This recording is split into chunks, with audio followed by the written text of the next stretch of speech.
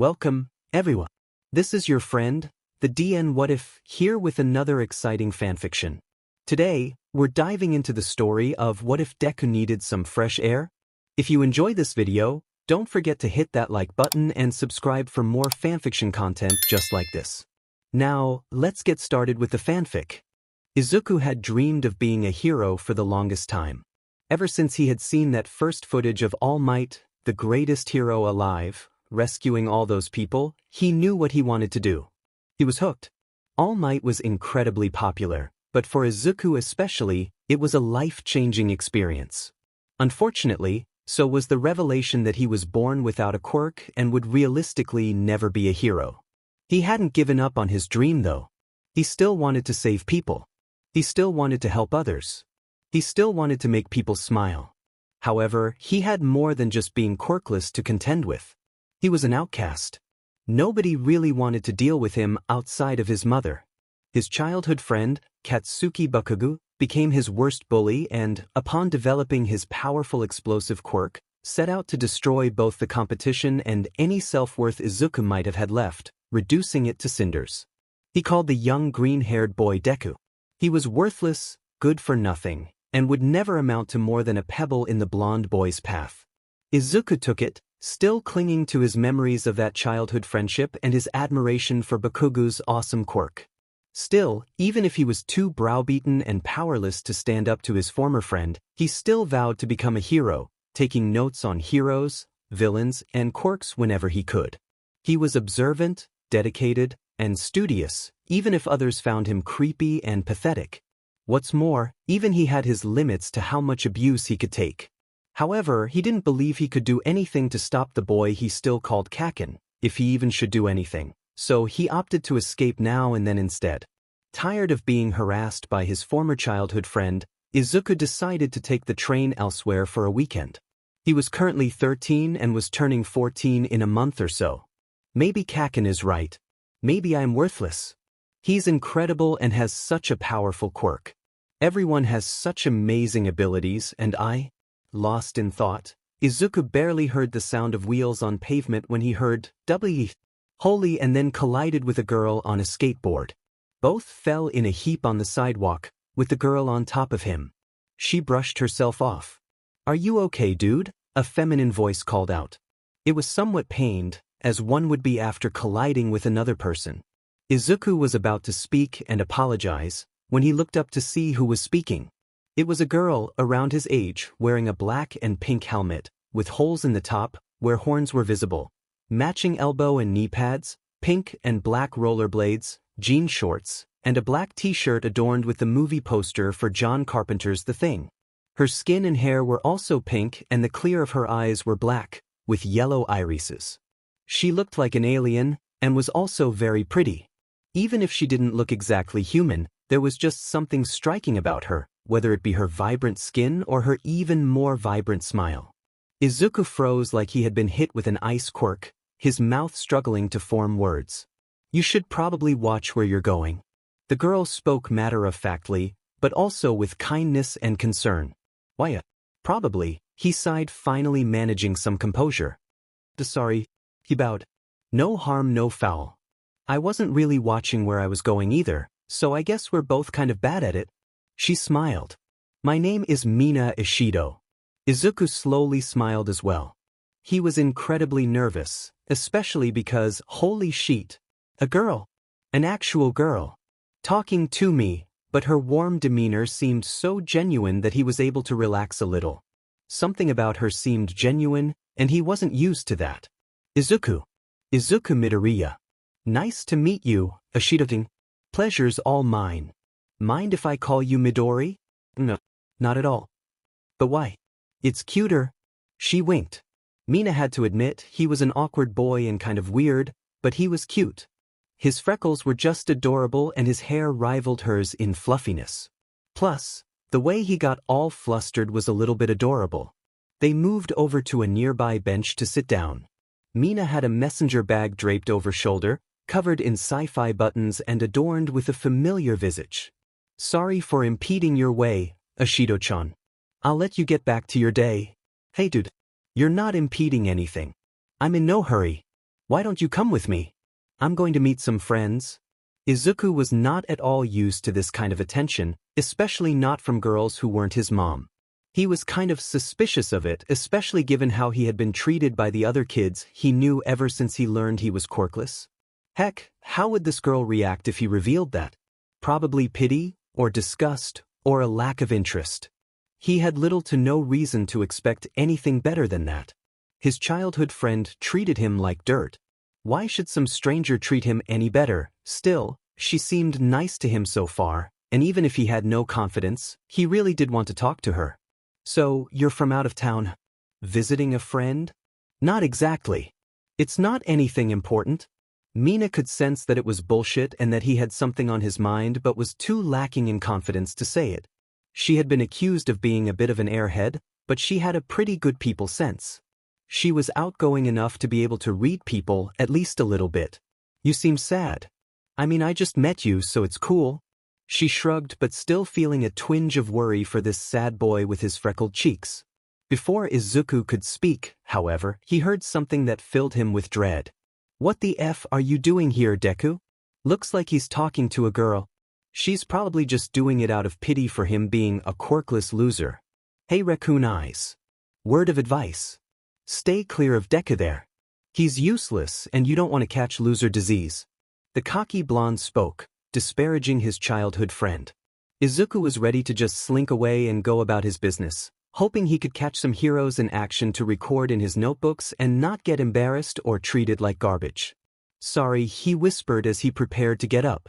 However, something caught his arm. He was panicking, ready for this girl to turn around and mock him too. He was hoping at the very least she would lose interest. At least then he could slink off and maybe find some heroes to observe. At least then he could distract himself from the pain of being called worthless. However, he was in for a surprise. Who are these guys, Midori? The friends? He shook. He wasn't totally lying.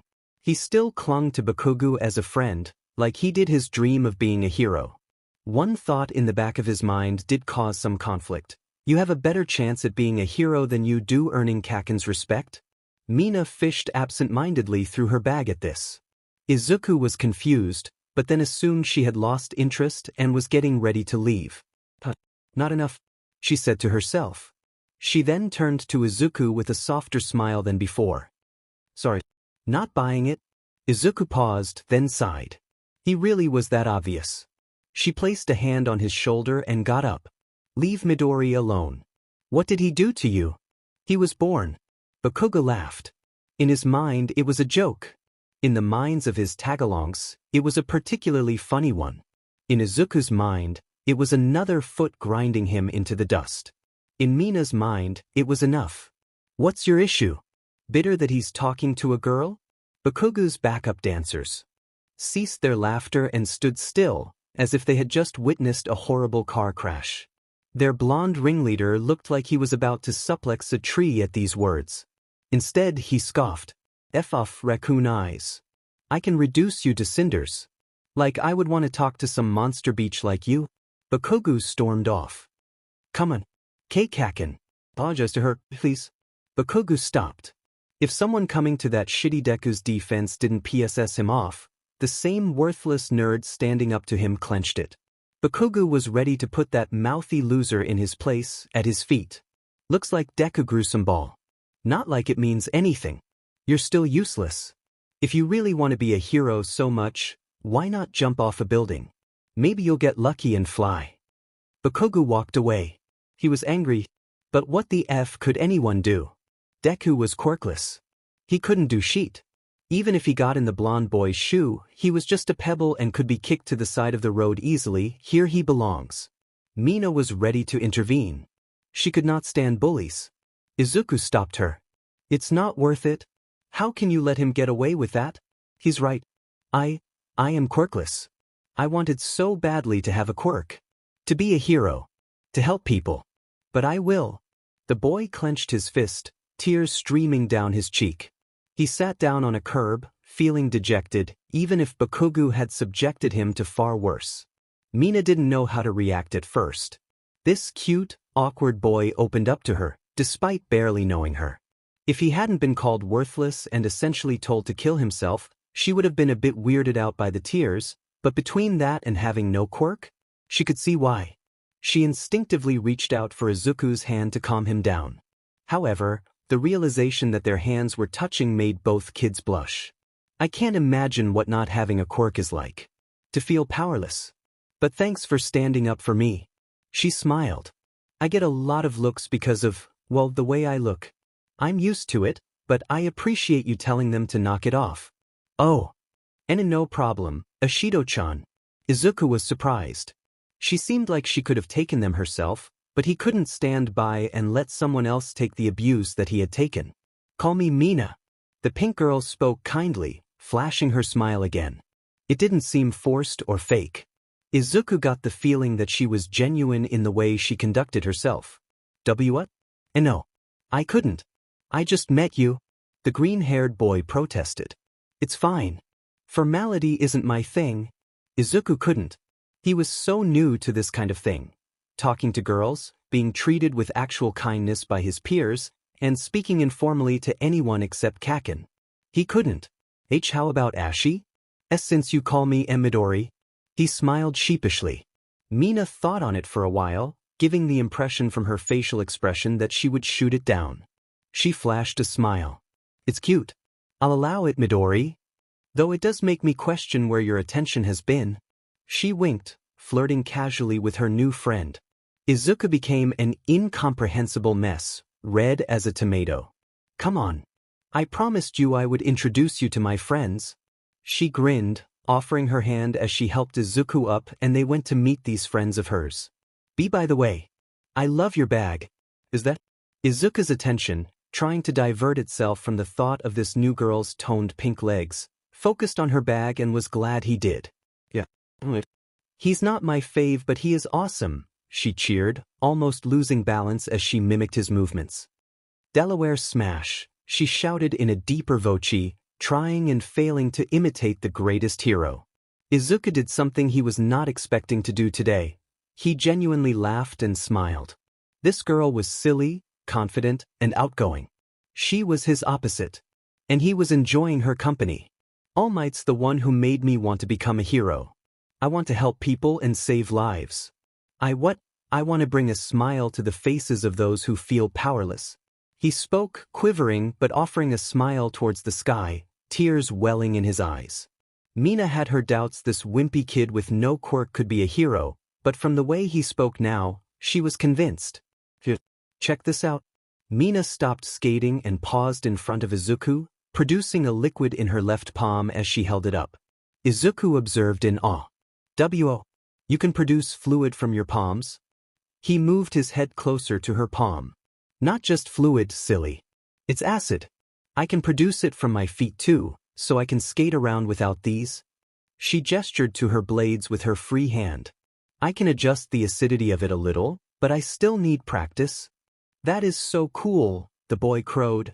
He was getting excited now and pulled out a notebook, but quickly reeled it back. Sorry.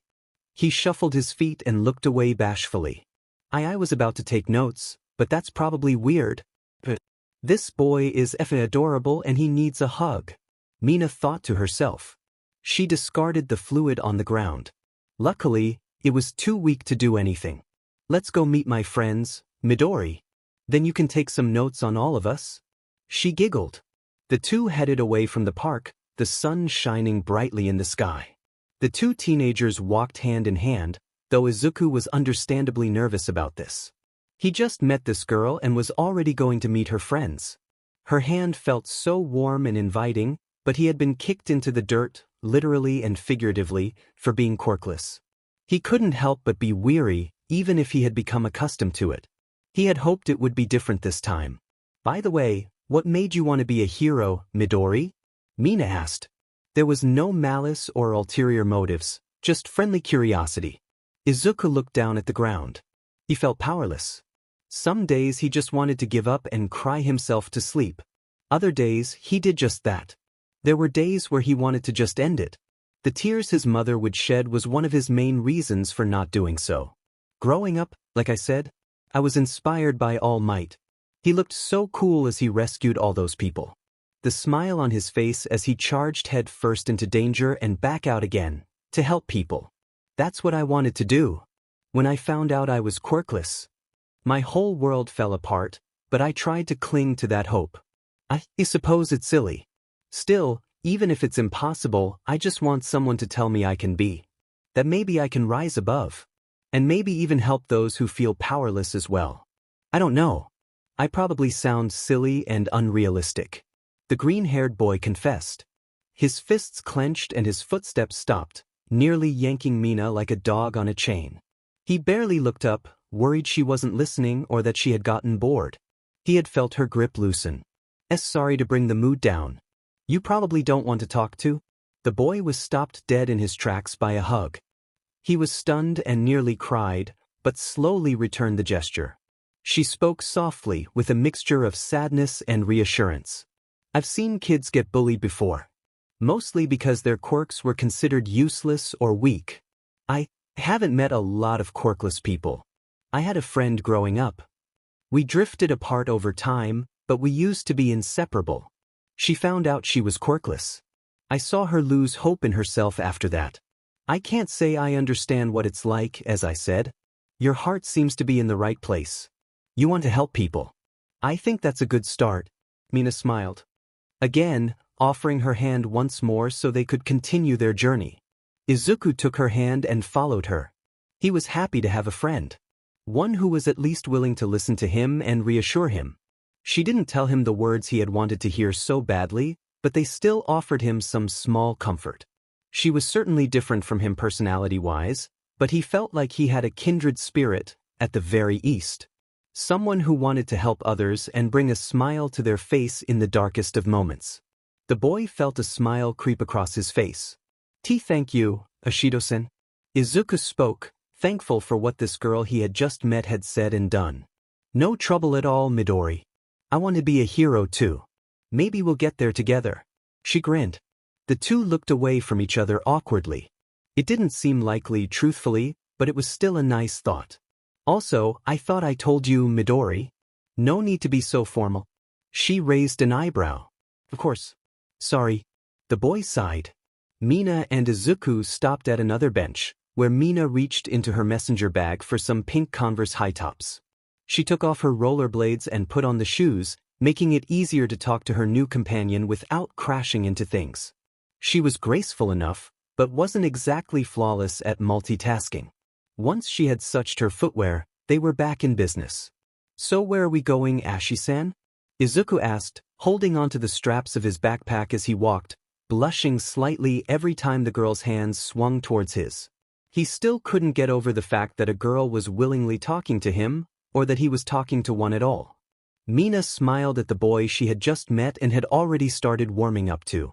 She barely knew anything about this awkward boy with no quirk and an impossible dream. There are some shops nearby. My friends are there. I promise you, you'll like them. They're nicer than that guy with the blonde hair. Izuku smiled sheepishly. He was nervous about the prospect of meeting more people.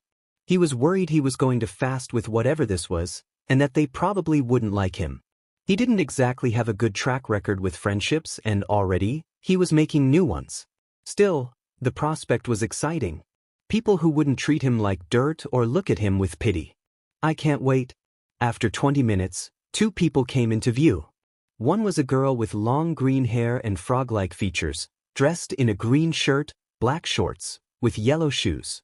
The boy who was with her had black hair, sharp teeth, a t-shirt of a metal band that Izuku didn't recognize, black boots, and khakis. Oh! Mina perked up. She grabbed Izuku's hand, turning him bright red as she dragged him over to the frog girl and the kid with sharp teeth. Suyu, Kirishima, this is Midori. I just bumped into him. Wow, Mina. Just met a boy and already showing him off to your friends. Don't you think you're moving too fast? The frog girl spoke plainly. Mina huffed. It's not like that. Izuku was both relieved and deflated. He was burning up from embarrassment and the speed with which everything happened, but still a bit hurt with how quick she denied it. I mean, he's adorable and has cute freckles, but I just met him. I'm not going to make out with him or anything. Not until a few weeks in at least, right, Midori? The pink girl winked. Izuku felt his soul leave his body. Easy, Ashido. Don't tease the guy too much. Kirishima grinned, putting a hand on Izuku's shoulder. It's too early in the relationship for that. His frog-like companion chimed in. Suyu. Mina pouted. The girl wasn't opposed to flirting, but still she didn't want to scare this boy off. Sorry. Suyu croaked, taking out a bag of jelly candies and snacking on them. Midori wants to be a hero too. Mina grinned at the boy in question. He's got notes on hero stuff too? Izuku had been teased before for his notebooks, his quirkless nature, his goal of becoming a hero despite that, and his habit of muttering to himself. Not in the friendly way that Mina had teased him, but rather, flat-out mockery. He wasn't used to this positive attention from children his age. Can I see? Ijiro Kirishima asked. Izuku shyly handed one of his notebooks to the raven-haired boy. Thanks, dude. Anything on Crimson Riot? Izuku's anxiety melted a little when he had the chance to show off his knowledge a little. He handed the rock boy a different notebook. Page it ends on page. He's not my favorite, but he's pretty cool. I gotcha. Who's your favorite? He was the one who made me want to become a hero. Izuku smiled. His face became more solemn, however. He was ready to admit to being quirkless. However, Mina saw his change of expression and decided to intervene. Midori wanted to learn about our quirks and fill up a few more pages. Sorry for speaking over you, Midori.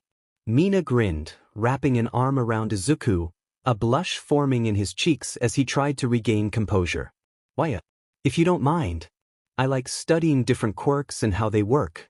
It's part of my plan for becoming a hero. A bit Tower of Babel dude, but sure. I'm down. If I get to have my name somewhere alongside Crimson Riot's, I'm all in. Kirishima pumped a fist in the air. Seems a bit weird, but your enthusiasm is cute. Count me in too. Jiro. Suyu agreed. After a series of questions, ranging from quirk limitations and implementation, to when their quirks first manifested, Izuku thanked the two and apologized for coming off as creepy. The four teens then got lunch nearby. The conversation turned to average kid stuff like video games and music. Izuku and Mina had apparently shared taste in video games, though Izuku was more casual than his pink-skinned friend. After an hour, the party split and waved their goodbyes. So, what do you think, Midori? Those are my friends. They're certainly interesting. They have really cool quirks though. I already filled up a few pages on the three of you. Writing about me in your journal already? Mina joked. What? No. It's not like that. Izuku protested nervously. I see how it is. The acid girl frowned, sending her friend into a panic. I didn't mean it like that either. You agreed and I... Relax, Midori. I'm just teasing you. We just met, dude. No worries. Her smile returned as she ruffled the boy's hair. Izuku could feel this teasing would become habitual with Mina. Their moment was ended by the sound of a vibrating phone. Mina took out her smartphone, contained in a pink case with a xenomorph phone charm and several video game stickers. I've got to get going. My mom needs me to pick up some groceries. Here. Mina takes one of Izuku's notebooks and flips to the back cover. She takes out a pen and writes in it before handing it back to the green-haired boy. Call me sometime, Izu, she smiled before heading out. Izuku opened his notebook and looked at where she wrote. It was a phone number. Izuku froze in place, unsure of what to do now. When Izuku got home, his mother was a wreck. He had completely forgotten to text her back. Where were you? I was worried to death. I just went out on the train to watch Heroes. I'm sorry, Mom. I met some new friends. Inko sighed. Did you now? I'm happy for you, sweetie, but please remember to call now and then. I worry. I know, Izuku sighed, hugging his mother. I'm sorry for making you worry. I know, honey. Just try not to forget again. I'm glad you made some friends. Now come on, your dinner is getting cold. After dinner, Izuku flopped onto his bed, trying to work up the courage to text her. He had just met her. He wasn't used to this at all. After an hour and a half of staring at the number, he decided to plug it into his phone so he wouldn't forget. If anything happened, he could always delete it and go back to how things used to be. Izuku sighed as he plugged the number in. He was feeling confident in that moment. He mindlessly tapped his thumb on the screen, as if to punctuate the moment. He accidentally called her, sending him into a panic. Maybe he could just hang up immediately and she would barely notice. He had no such luck, however. "Hello? Who's there?" a familiar voice asked. Izuku responded tactfully. My fumbling with his phone, letting out a loud, horrified squawk and hanging up. Izuku was embarrassed, realizing what he had just done. He was worried he had screwed it all up. Maybe Bakugo was right, but maybe it was also for the best. Maybe he just wasn't good at making friends. 2 minutes later, his phone went off again. He received a text message. "Midori? Is that you?" "Yeah. Sorry. Accidentally dialed you." "Thought so, ha." Smiling face with smiling eyes. "Looks like I have your number now too." "Guess so." Izuku was holding his phone, stuttering to himself, thanking the heavens that nobody was in his room to witness this habit of his. He managed to work up the nerve and text her again. "So, thanks again for introducing me to your friends. They seem nice." "No problem, Midori. They seem to like you. If you're free next weekend, we're headed to an arcade near where you and I met. Want to come?" Izuku paused, his thumbs frozen over his phone screen. He gulped and responded, "Yes." "Sounds cool." Mina got the sense he was stuttering nervously, despite them speaking via text, which she found adorable and funny. The two talked for hours until they both passed out holding their phones. Izuku went through the motions that week. He couldn't wait to see his new friends, especially Mina. Talking to girls wasn't something that came easily to him, and yet he felt like she was easy to get along with. She was certainly more outgoing and confident than he was, but perhaps that is what he liked about her. Perhaps because it saved him the work of having to gather the courage to tack first, or because she was a lot kinder than Bakugo, maybe even a combination of both, but he was happy to meet her all the same. Her friends were nice as well and had interesting quirks. However, be it her appearance or the fact that he met her first, Mina Ishido was the one he felt the strongest connection to. He knew not to get his hopes too high, but he was happy to have friends who truly wanted to be around him and talk to him like an equal. Until then, however, he would have to wait, especially now that he was back in Bakugo territory. The blonde bomber walked over with his sidekicks. One had a black buzz cut and a bit of a gut, with wings sticking out of his back, while the other had what seemed to be a perpetual grin and parted hair. He couldn't remember their names. All that he knew was the pain they would dish out, and that their leader was the worst offender of them all. "Deku, where's your freak girlfriend?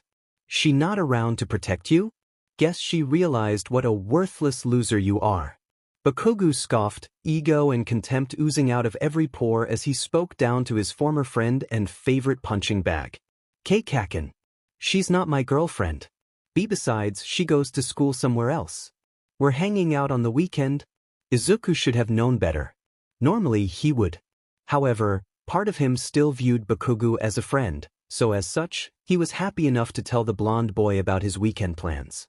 Bakugo punched his former friend repeatedly in the face before the quirkless boy kicked off the ground and caught Bakugo off guard.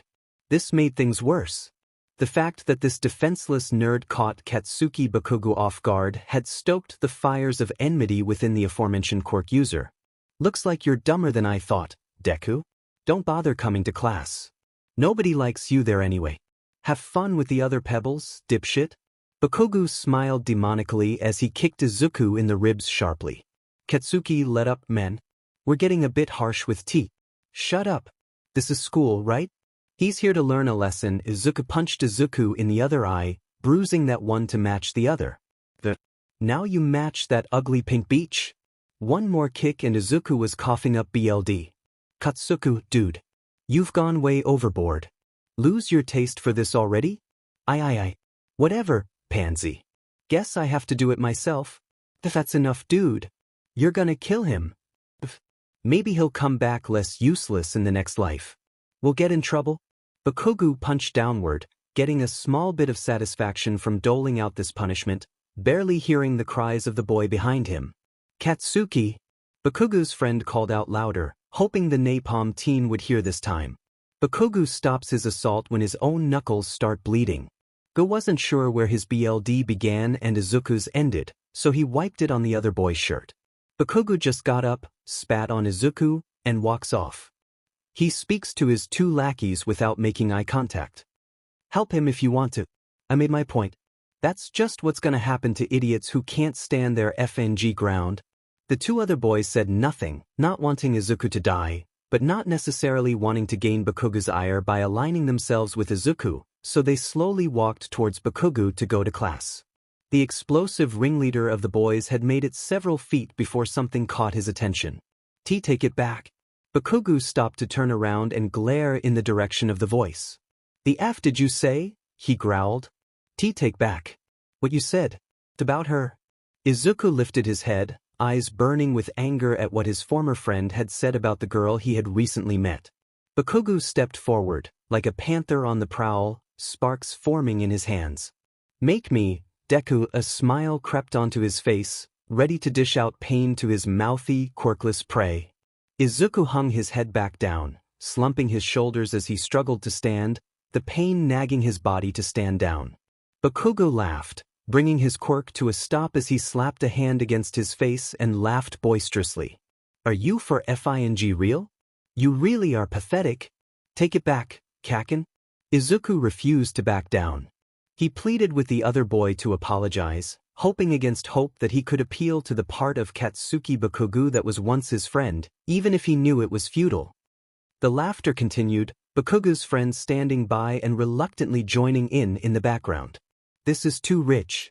Quirkless, defenseless Izuku, FING hero wannabe.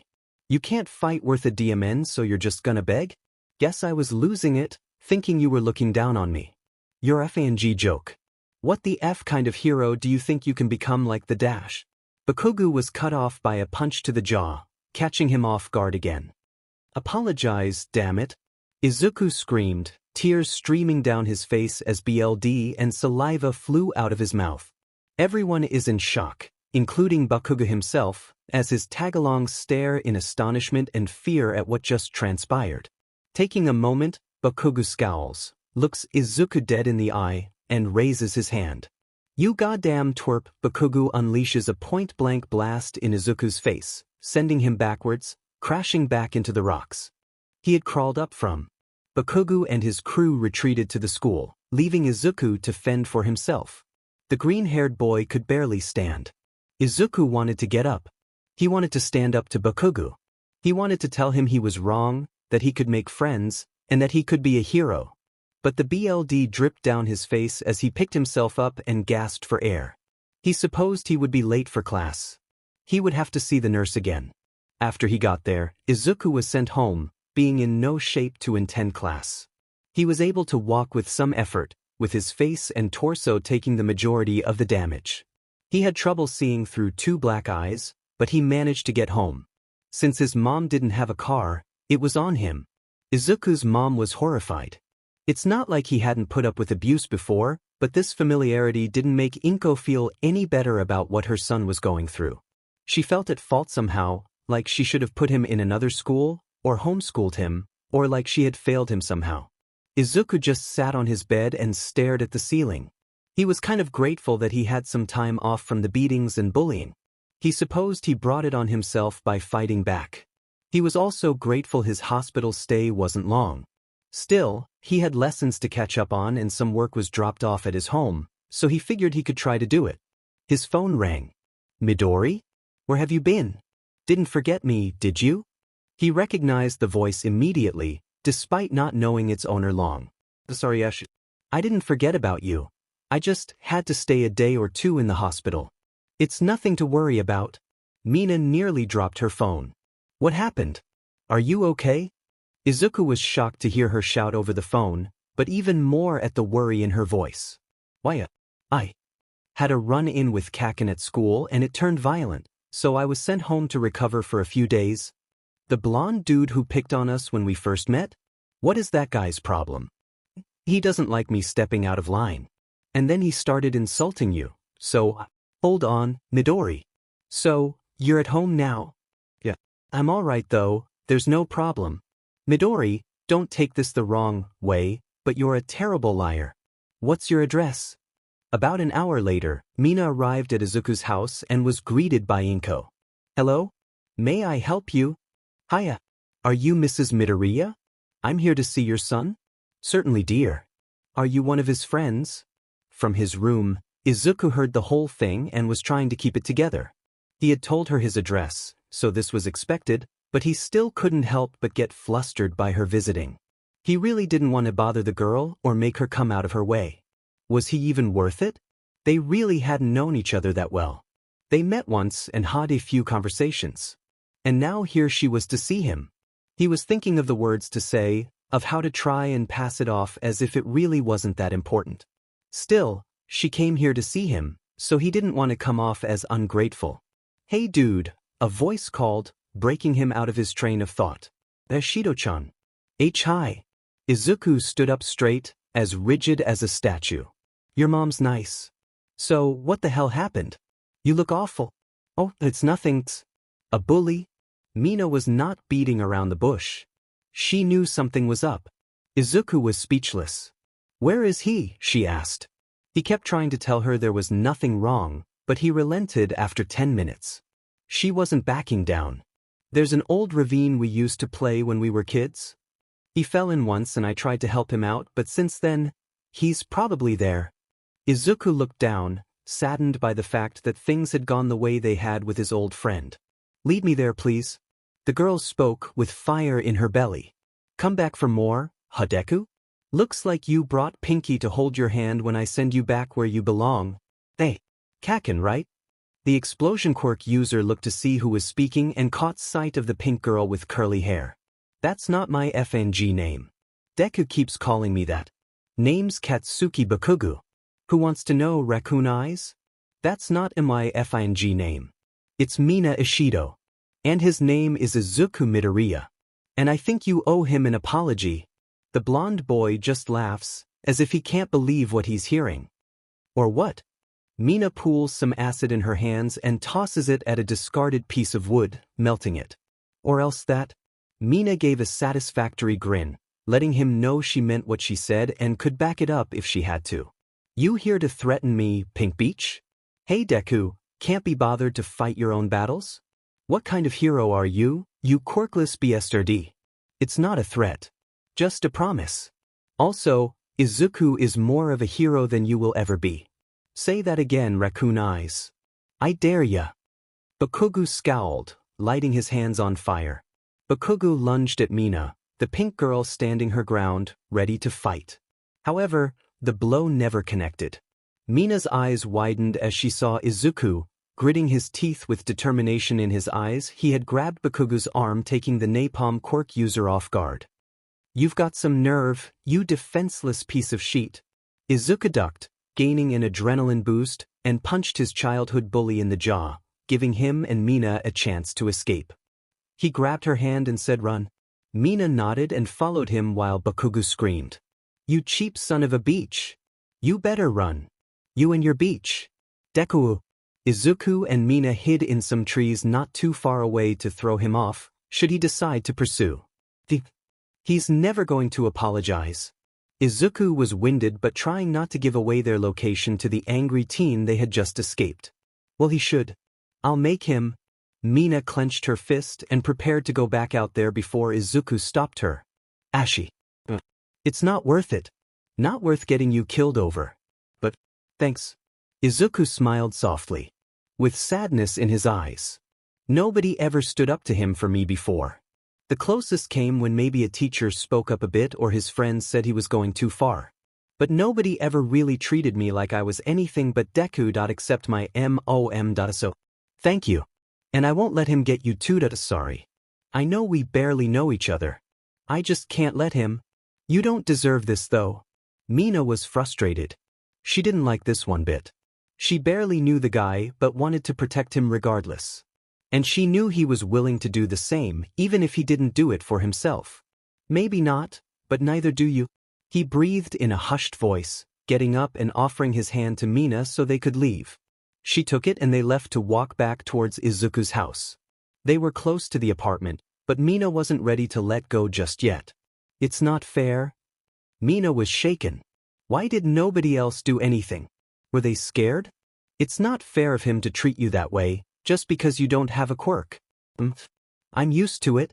The boy chuckled weakly. You shouldn't be, she said louder, her voice strained by frustration and sympathy. I can't stand by and let him. She was caught off guard by something that surprised both her and Izuku. The green-haired boy hugged her. Thanks again for standing up for me. I had to return the favor when he went after you. He nearly retracted from embarrassment, but Mina had hugged him back, blocking his hasty, flustered retreat. You're sweet, Midori. You really are. Mina smiled weakly, wishing her new friend didn't have to deal with this abuse due to the circumstances of his biatch, while others stood by silently, as she would learn from Izuku. The boy blushed and stuttered in gratitude. Titi, thanks. You treated me like I mattered. I had to repay it. That's what heroes do, right? Mina smiled and ruffled his hair. You're going to be a great hero, Midori. Wait and see. Izuku could feel tears welling in his eyes, but he just tried his best to shake them off as he nodded his head. Thanks, Ashi. I hope so. You will too. Izuku sighed, realizing that his return to school was going to be even more brutal now. He could still hear Bakugo's angry voice in the distance. I guess I would have been a good hero if I wasn't going to die next time he sees me. He frowned, having to figure out a way out of this predicament. I'm so sorry, Midori. I didn't. The realization hit her like a truck. She wanted to help Izuku, but she had just made things worse. She felt her shoulders slump and her legs buckle, her eyes widened by the sudden realization. It's fine. I should have spoken up. Been the one to stop you. I was happy to have a friend like you, thou, even if we don't know each other that well. Mina walked alongside Izuku but stopped in her tracks. There's gotta be something I can do to make him leave you alone, she thought aloud, racking her brain for a way out of this, a way to help Izuku. There really isn't. Standing up to him just made things worse. That maybe it's not too late to switch schools. I just have to commute. Or maybe I should make out my will. Sorry for worrying you. I know we met just last week, but Izuku felt a huge lump in his throat, trying to claw his way out and escape his mouth as his eyes and fists clenched and his blush deepened. I'm happy we met. I'm happy we met too, Midori, the acid girl smiled brightly. The smile quickly faded though. Which is why I am in no hurry for that JRK to kill you. There has to be something. Mina had a realization, but it wasn't one she was happy with. Midori. I have an idea, but you won't like it.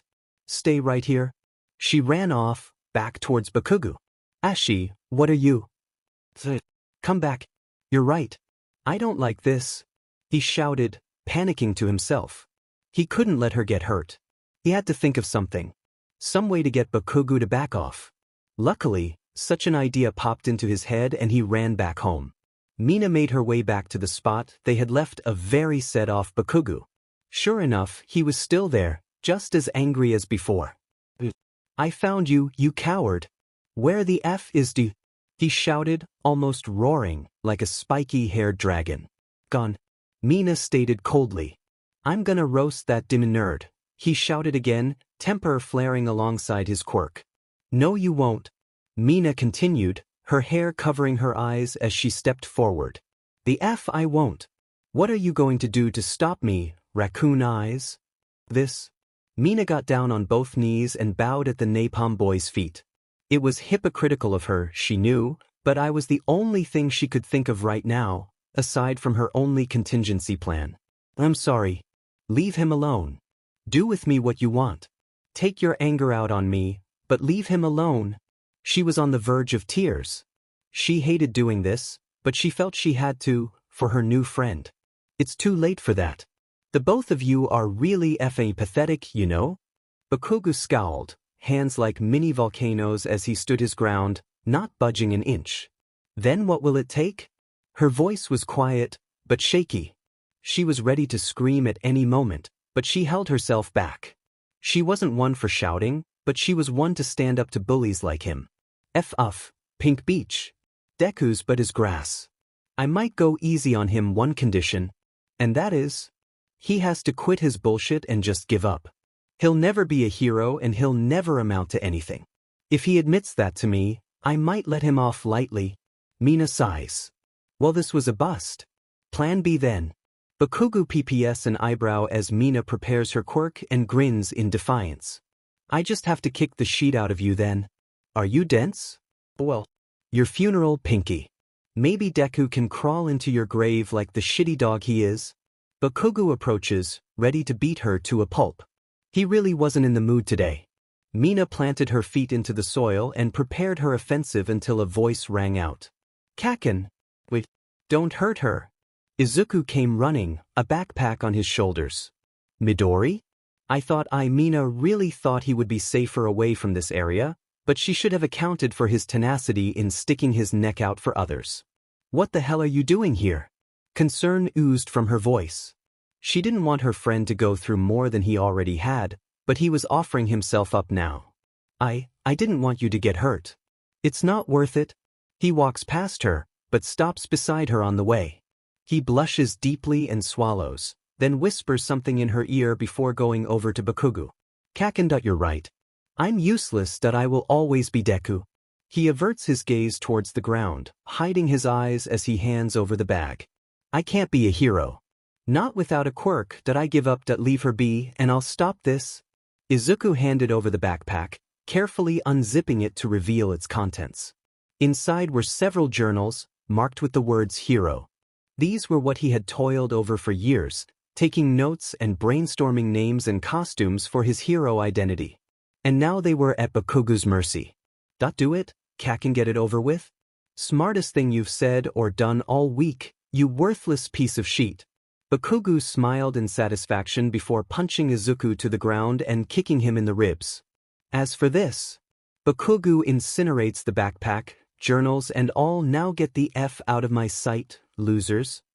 Bakugo turned around and leaves, secure in his victory over his former friend. He pet his head over his shoulder. And don't get any more ideas, Deku? I won't. Izuku responded weakly, defeat evident in his eyes, as tears started to form. Mina slumped over in defeat as Izuku walked with her back towards his apartment. Let's go, Ashi. Izuku grabbed Mina by the hand and walked solemnly towards his house with her. Once they were far enough away, he sighed. I can't believe that actually worked. Izuku was bruised but satisfied.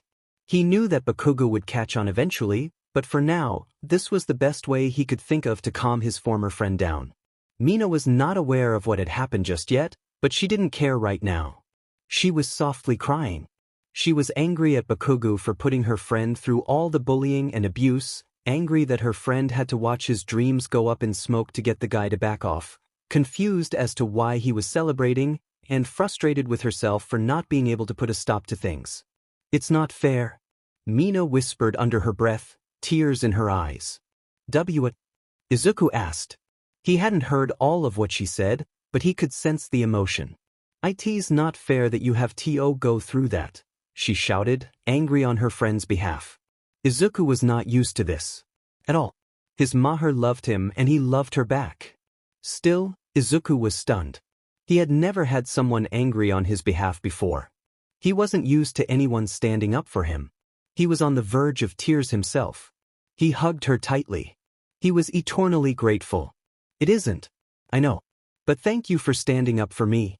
He breathed. How are you going to be a hero without your notebooks? Mina cried. It was a leap in the conversation. She knew this. She was just too angry and sad to care right now. Izuku broke the hug and wiped the tears from his eyes. A smile crept across his face. It was weak, but filled with satisfaction. He didn't destroy them. I had an old backpack I filled with empty journals I had bought for the future. It was a waste of paper. But better those than you. Mina punched his arm lightly, while wiping the tears away. You had me scared. You had me scared too. You just ran off to face Kaken alone. So, I guess we're both curly-haired scaredy cats who throw themselves into trouble to help friends. Mina smiled, resting her arms behind her head. Guess so. Izuku shrugged and smiled back sheepishly. So what now? Mina, it's a day before we plan to hang out. But we could do something today too. Yeah. I'd love that, Midori. Lead the way. And the two talked next to each other towards their next adventure. Neither of them were quite sure where or what that was exactly, but it didn't matter. They were in it together. And that's all the two recent friends needed. The next day, Mina had decided to take Izuku with her to see if Suyu and Kirishima wanted to do anything. She hadn't known the boy long, but they had become fast friends and he had cemented a spot in her little group. Mina lived farther away from Izuku and a train was required for the two to meet up, so they met halfway. At the same park, they first bumped into each other. Izuku had arrived earlier than planned, so he had sat on a bench and decided to wait. As he did so, he could have sworn he heard her voice calling to him. Midori! Hey Midori! Please! Up here! He looked all around, thinking he was going mad. However, a readily recognizable flash of pink made him realize he was the sane one here. Stuck in a nearby tree was Mina Ishido, waving nonchalantly at her green-haired friend. Sup? Little help? Ashi? How did this happen? He called up in astonishment and concern. I'll explain if you help me out. Mina was slightly embarrassed, but this wasn't exactly a first for her.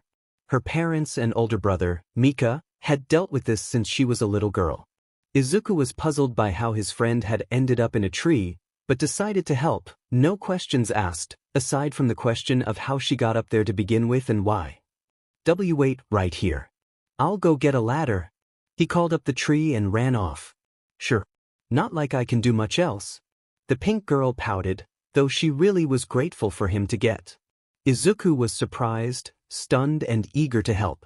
He ran to get help, looking all over for a maintenance person he could ask for a ladder. Mina kicked her feet, yawning as she waited for her friend to return. He did after 20 minutes, having found someone who drove up in a maintenance cart with a ladder on the back. The employee had black hair, red eyes, and looked like they would rather be home. Judging from the interactions between Mina and the employee, Izuku deduced that this was a regular occurrence for her. After she was free, they walked across the street to meet Suyu and Kirishima. The four friends walked around until they found a place that caught Mina's eye. Why do you come to places like this, Ishido? What can I say? I love retro things. The pink girl squealed with excitement at all the cool things she could see. I know that, but what makes you think Midoriya is… Wait, where is he? The black-haired boy did a double take in the small store, looking for his new friend until he saw him behind a rack of clothes, looking at old comics. Oh, I don't have these issues. Most of these are out of print. They even have trades. This place is amazing. The green-haired boy pawed through the issues carefully yet feverishly, his eyes widened with wonder and joy. Mina came out with a brown fedora and a large, multicolored scarf, which she twirled around enthusiastically. I know, right? Places like this tend to have the coolest stuff. I love stores like this. She twirled back behind a rack of dresses and grabbed a slim dress with an 80s-inspired pattern, made up of triangles, checkerboards, and circles. Kirishima didn't mind older stuff, but he didn't have the obsession that his friends did. He turned to see if Suyu was as bored as he was. It's not that bad, Kiri, she said as she looked over a series of whimsical frog figurines, next to some rainy day gear that caught her eye. The sharp-toothed boy relented and decided to see if he could find anything that tickled his fancy. He found a New Japan Pro Wrestling tank top and a small weight set. After the four teenagers made their purchases, they went out to eat at a nearby pizzeria. Mina swung her bag happily as the scarf from before peeked out of it. Izuku had bought a few comics that caught his attention. He didn't have a lot of money, but he had enough that he felt comfortable with his purchases. Having fun yet, Midori? Yeah, lots. Thanks for pointing that place out, Ashi. The four friends chose an outdoor table after ordering their food and took their seats, placing their bags next to their chairs. The two curly-haired teens smiled at each other as they sat down and ate their pizza. Suyu and Kirishima exchanged looks and ate theirs as well. They spoke while Izuku and Mina were lost in conversation. How long do you think it takes before they end up together? The sharp-toothed kid spoke after washing down a bite of his food with a sip of soda. Full year. She riveted. Really? I dunno. Seems like it might be a lot sooner. 6 months at the longest. Midoriya seems really awkward and Ishido can be oblivious to her own shoelaces, let alone her feelings. It will be about a year. Visit. He accepted. You shouldn't bet, by the way. You're bad at it. The long-haired girl took a bite out of her pizza. The teens finished their meal after about half an hour and grabbed their bags. So, what next, gang? Kirishima stretched out, wiping his mouth with a napkin before throwing it in the trash. Mina chirped cheerily. Let's hit the arcade, guys. Midori isn't that familiar with video games. I want to introduce him. The four walked for half an hour until they reached an open-air building with marquee lights. The sign above the entrance read Solitaire. It was an odd name for a place to play games with others, but Mina just shrugged and skipped ahead, grabbing a surprised and flustered Izuku by the hand and taking him with her while their friends smiled and rolled their eyes before pursuing. The building housed a wide assortment of games and amusements, with an assortment of modern and vintage games, from the latest entry in the Battle for All series to Joust.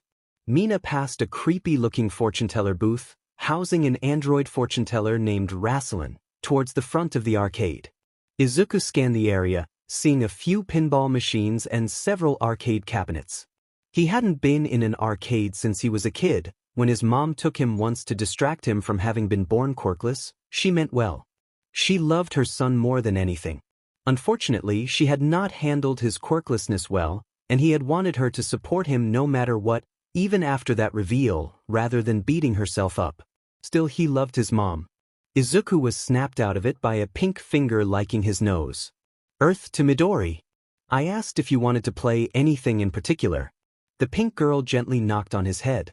Tishika's head, snapping back to reality. Oh, sorry, Ashi. I'm not exactly an avid gamer. I know. That's why I'm going to introduce you to the wonders of the arcade. Izuku's eyes scanned the area again and eventually decided on the skee-ball area. Mina's eyes lit up. I love this game. I can teach you how to play, if you want. The acid girl exclaimed. Mina grabbed the ball and rolled it briskly up the ramp, landing it close to the center. The two comrades in curls had accrued a large amount of tickets and went off to find Suyu and Kirishima and play something with them. The four had decided to take turns playing a fighting game. What's Darkstalkers? Izuku asked, furrowing his brow as he investigated the cabinet. Oh, I think you'll like it. You play as different monsters and have different abilities and battle each other. Mina explained with her usual level of exuberance. Hell yeah. Sue, wanna play me? Kirishima spoke up, eager to play Aga and his frog-like friend. Sure. Beating you is always fun. Chiro. Izuku was pensive, though appreciative nonetheless. Monsters aren't my thing. Sorry. That looks fun though. Izuku pointed to Battle for All, unsurprisingly enamored by heroes. Mina smiled. She was familiar with the game. It was a favorite of hers. Midnight was her main, followed by 13. She had managed to beat her friends and more than a few strangers at this game. Okay, Midori. You're on. I'll go easy on you. Since it's your first time playing. Izuku, unsurprisingly, lost the first few rounds. Mina had experience and Izuku had barely even touched a video game before. He was, however, fairly astute and an avid enough fanboy that he was able to prove more of a match for Mina after a few rounds. Suyu and Kirishima were having fun at Darkstalkers, with Kirishima exclaiming something about being a mummy. All Might versus Midnight. You do surprise me, Mr. Midoriya. Mina teased. Oh, well, he is my favorite. Izuku smiled. He was coming out of his shell and Mina was happy. After what she learned about his history with Bakugo, he needed that. Izuku had acquainted himself with the controls after several humiliating losses, and using what he knew about All Might, which was a lot, he managed to turn things around. It was a close match in the first round. Mina took the second round. Izuku absolutely dominated the third round. Yes. Plus Ultra. Izuku jumped up excitedly. That was incredibly fun. Thanks, Ashi. No problem, Midori. I knew you would love it. Not going to lie, though. Didn't expect you to beat me so quickly. Yeah. Video games aren't my specialty. You're definitely better than me. I had a blast though. That's the spirit, Midori. Mina cheered. Come on. Let's play something else. And the two were off to another arcade cabinet. Hey Tsu. Kiri. Sorry to leave you hanging. Me and Midori will be over here. Mina shouted to her friends, costing Kirishima the match. Dude.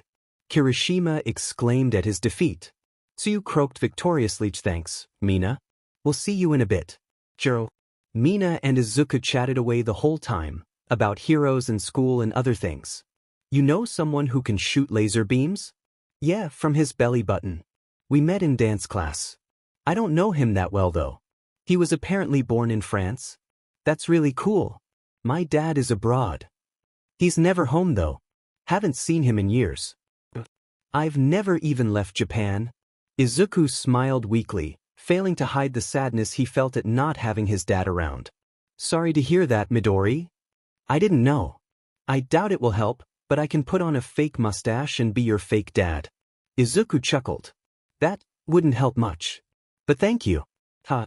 No problem, Midori. Happy to help, or at least try to. She smiled. You have helped. A lot. Thanks, Ashi. Izuku smiled back. Kirishima and Suyu walked over, the black-haired boy grinning in satisfaction. Yeah, I am so winning this bet. Oh. Suyu smacked him with her tongue. You never win, Kirishima. Hey guys, want to get going? We should probably head back and work on homework. Jiro. Mina and Kirishima sighed, with Mina's being more drawn out. Sorry, Midori? She said, turning to her green-haired friend. Yeah. Sorry, Midoriya. We should hang out more, when Mina isn't hugging you to herself. Suyu smiled. What's that supposed to mean, Sue? The pink girl pouted. Are you insinuating something? Nope. Just saying we should hang out again. It was fun, though you two did kind of run off and do your own thing. Suyu stated calmly. Even if he spent most of his time with Mina, she did like Izuku well enough. He seemed like a good kid. She looked forward to becoming better friends with him, even if he was an awkward mess at times. She's not wrong. You did drag him away from us a lot. I look forward to talking about heroes with you more, Midoriya. He grinned while pointing at himself with his right thumb. Why, I would like that too. It's nice seeing you two again. He nodded. The four friends walked to the train station and parted ways. Mina and Izuku took the train together to the station near his house. This was fun. Thank you, Ashi. I liked hanging with you guys. Izuku leaned his head back on the headrest of his seat, Mina sitting right next to him. You're welcome, Midori. Boys. You're one of us now, she said cheerfully, voice like a song. We don't know each other that well though. Izuku was still not used to this, but was quickly warming up to it, after years in the cold. We know each other well enough so far. She grinned and offered a fist. Izuku looked at it like it was a newly discovered artifact before Hai smiled back and returned her fist bump. Both bid each other farewell for the time being before parting ways, grateful to each other for having met. Little did they know just how close they would become. Izuku had been alone at his apartment that he shared with his mom as she had gone out to buy groceries. She would be back later, especially because she wanted to celebrate with her son. His birthday was today after all. Not only that, I was the birthday of his friend Mina Ashido. He hadn't known her long, but she had certainly left an impact so far and he wanted to show his appreciation for his short time knowing her. He had purchased her something at a bookstore while out with his mom. He wasn't entirely sure what to get her at first. He admittedly hadn't known her that long. But when someone comes into your life to support you and believe in you when you need it most, even when they have little reason to, you want to repay that kindness. At least, that's how Izuku saw it. He was currently working on the other part of her present. He felt bad. He was putting so much effort into it, but he wasn't exactly sure if she would like them. As if on cue, his phone went off. Mina was texting him. The two had bonded over their shared birthday while out at the pizza place the day they hung out with Kirishima and Suyu. The two of them had sent courteous birthday messages to the boy they had recently met, but Mina was the one he was looking forward to the most. Not that he didn't appreciate his new friends. However, he had bonded more with the pink girl so far and had only met them through her, and vice versa. He reached for his phone to converse with her. Hey Midori. What's up? Nothing. Just sitting at home. My mom is out getting some stuff for my birthday, so I'm doing some baking. Hey Ashi, do you like pink lemonade or strawberry better? Dude. Are you baking me something? Yeah. I remember you bringing up your birthday the day we went to the arcade with Kirishima and Azui. Speaking of birthday, I can't believe we share one. That is so cool. Yeah. It is. Hey. Mind if I come over? Relax, dude. It's nothing like that. I bought you a present. I want to give it to you. Okay. I can give you yours too. I didn't wrap it yet though. Don't worry, Midori. I didn't either. Pink lemonade B2B. What? The flavor. You asked which one I prefer. Pink lemonade. Awesome. Thanks, Ashi. Izuku took out all the stuff he needed. He had taken out everything he needed. He had picked them out while shopping with his mom. He used some money he saved up to buy 2 different mixes, as he couldn't decide which flavor Mina would prefer. He preheated tow oven and took out papers and cupcake trays. He had already made the batter, almost as soon as he was finished texting Mina. He might not have picked up a quirk from his mom, but he did pick up baking. That was one thing he had some confidence in. He was worried about how this would look. He was essentially making cupcakes of a girl he had only bet a couple weeks ago, right down to her horns. Still, no matter how weird it seemed, he did appreciate this girl he had somehow become such fast friends with. Like a pink tornado, she escaped him into her world, and he couldn't be happier. It was nice to be able to talk to someone his age who wasn't indifferent or a bully. What's more, she had stood up to him, believed he could be a hero. He had worried she was just being nice, and that she didn't believe it. And yet through her actions and her words, and the tears she shed for him, he knew how genuine this black-eyed girl was. Girls made him nervous and flustered. Outside his mom, he wasn't used to talking to girls. Even talking to his new friend made him nervous. And yet, he could still talk to her. He was able to laugh and just enjoy normal everyday things, like hang out with friends and go to an arcade. These weren't things he was used to, as he mostly went out on his own to observe heroes and write down his research. Nobody ever really invited him anywhere, not since he worked on the icing, making sure it was just right. He wanted it to look good, taste good, and resemble her hair. At worst, she would think he was creepy and never speak to him again. He didn't want that, but he would understand. The best that could happen would be her laughing over the resemblance and enjoying her birthday confections. After toiling away, he did have a few duds, which he ate himself. However, he had a good batch for Mina. The icing was applied in a nice fluffy manner, while the candy-coated pretzels were added to resemble horns.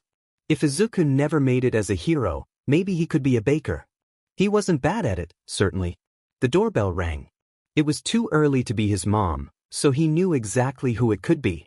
He finished cleaning up, placed the plate of cupcakes in the center of the table, and ran for the door. Hey, Midori.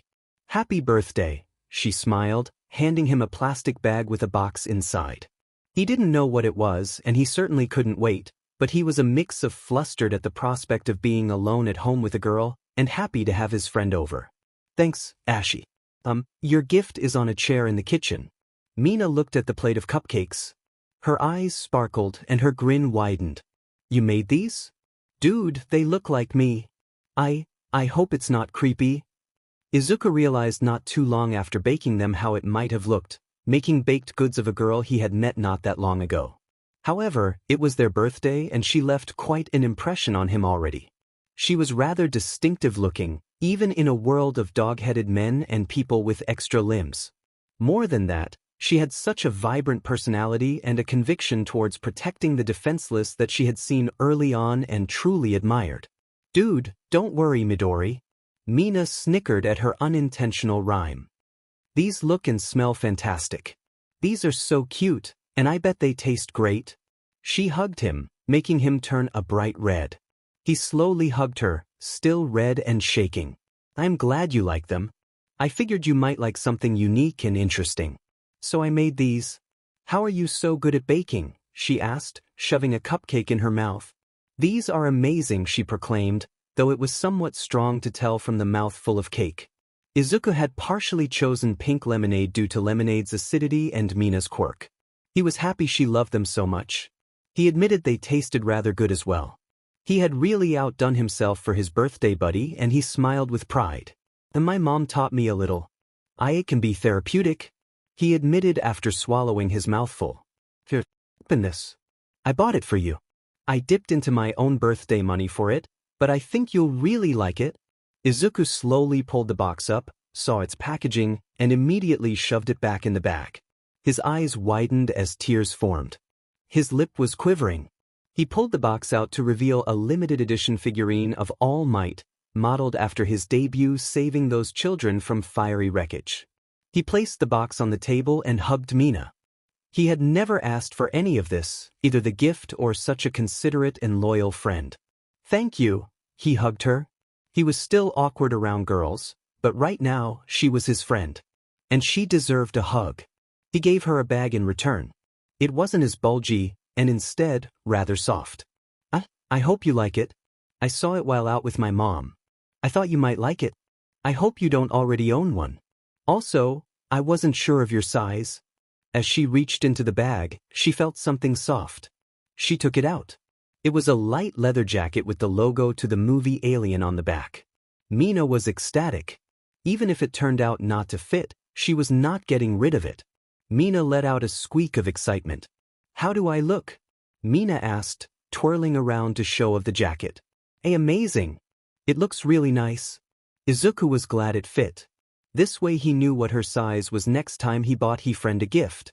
Mina smiled brightly and gave a thumbs up before hugging her friend, taking him by surprise, but prompting him to return the favor. "Thank you, Midori. So, what's your mom making?" "My favorite. Katsudon." He smiled, thinking of his mom's cooking, having to stop himself from salivating a little. "Nice. I prefer natto with okra." Mina chimed in. "I've never had that. Is it good?" "Oh dude, we should have some sometime. Next time you, me, Kiri, and Sue hang out." "I know a place," she cheered, pumping her fists in excitement close to hers. Izuku nodded, liking the idea. He had known the group for about a month now, but was far more used to Mina. Plus, the way she spoke about her favorite food was tempting, even if it told him nothing about the taste or texture. She just had a way of hyping Izuku up a little.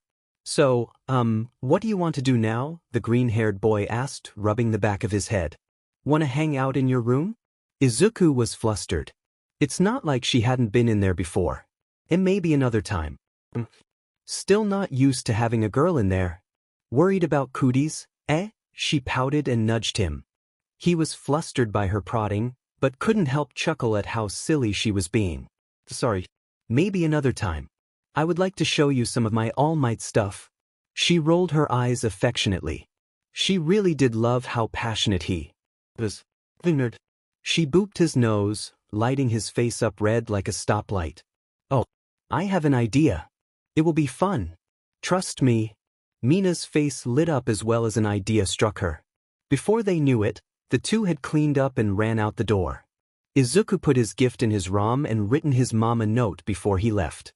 He would make sure to keep in touch via phone as well, as not to worry her too much. They arrived at the train station and boarded, finding some comfortable seats to occupy and talk. "So, Kiri and Suyu sent you birthday wishes too, huh?" Mina chirped, her energy radiating like a lava lamp of enthusiasm.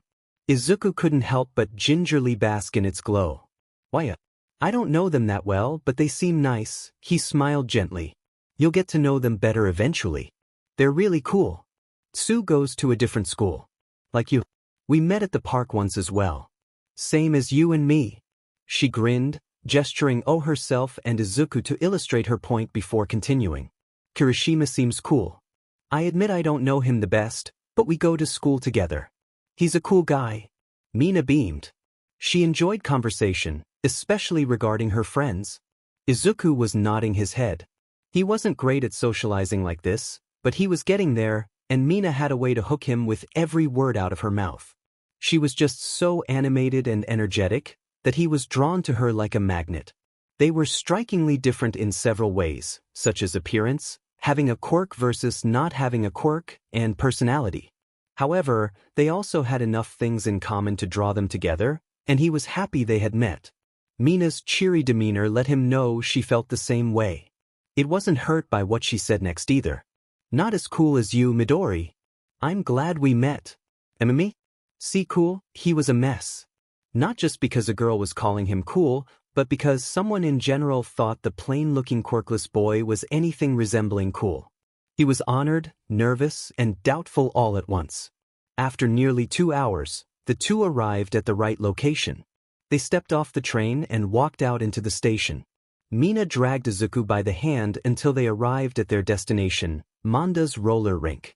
She was well familiarized with this place, having come here since childhood.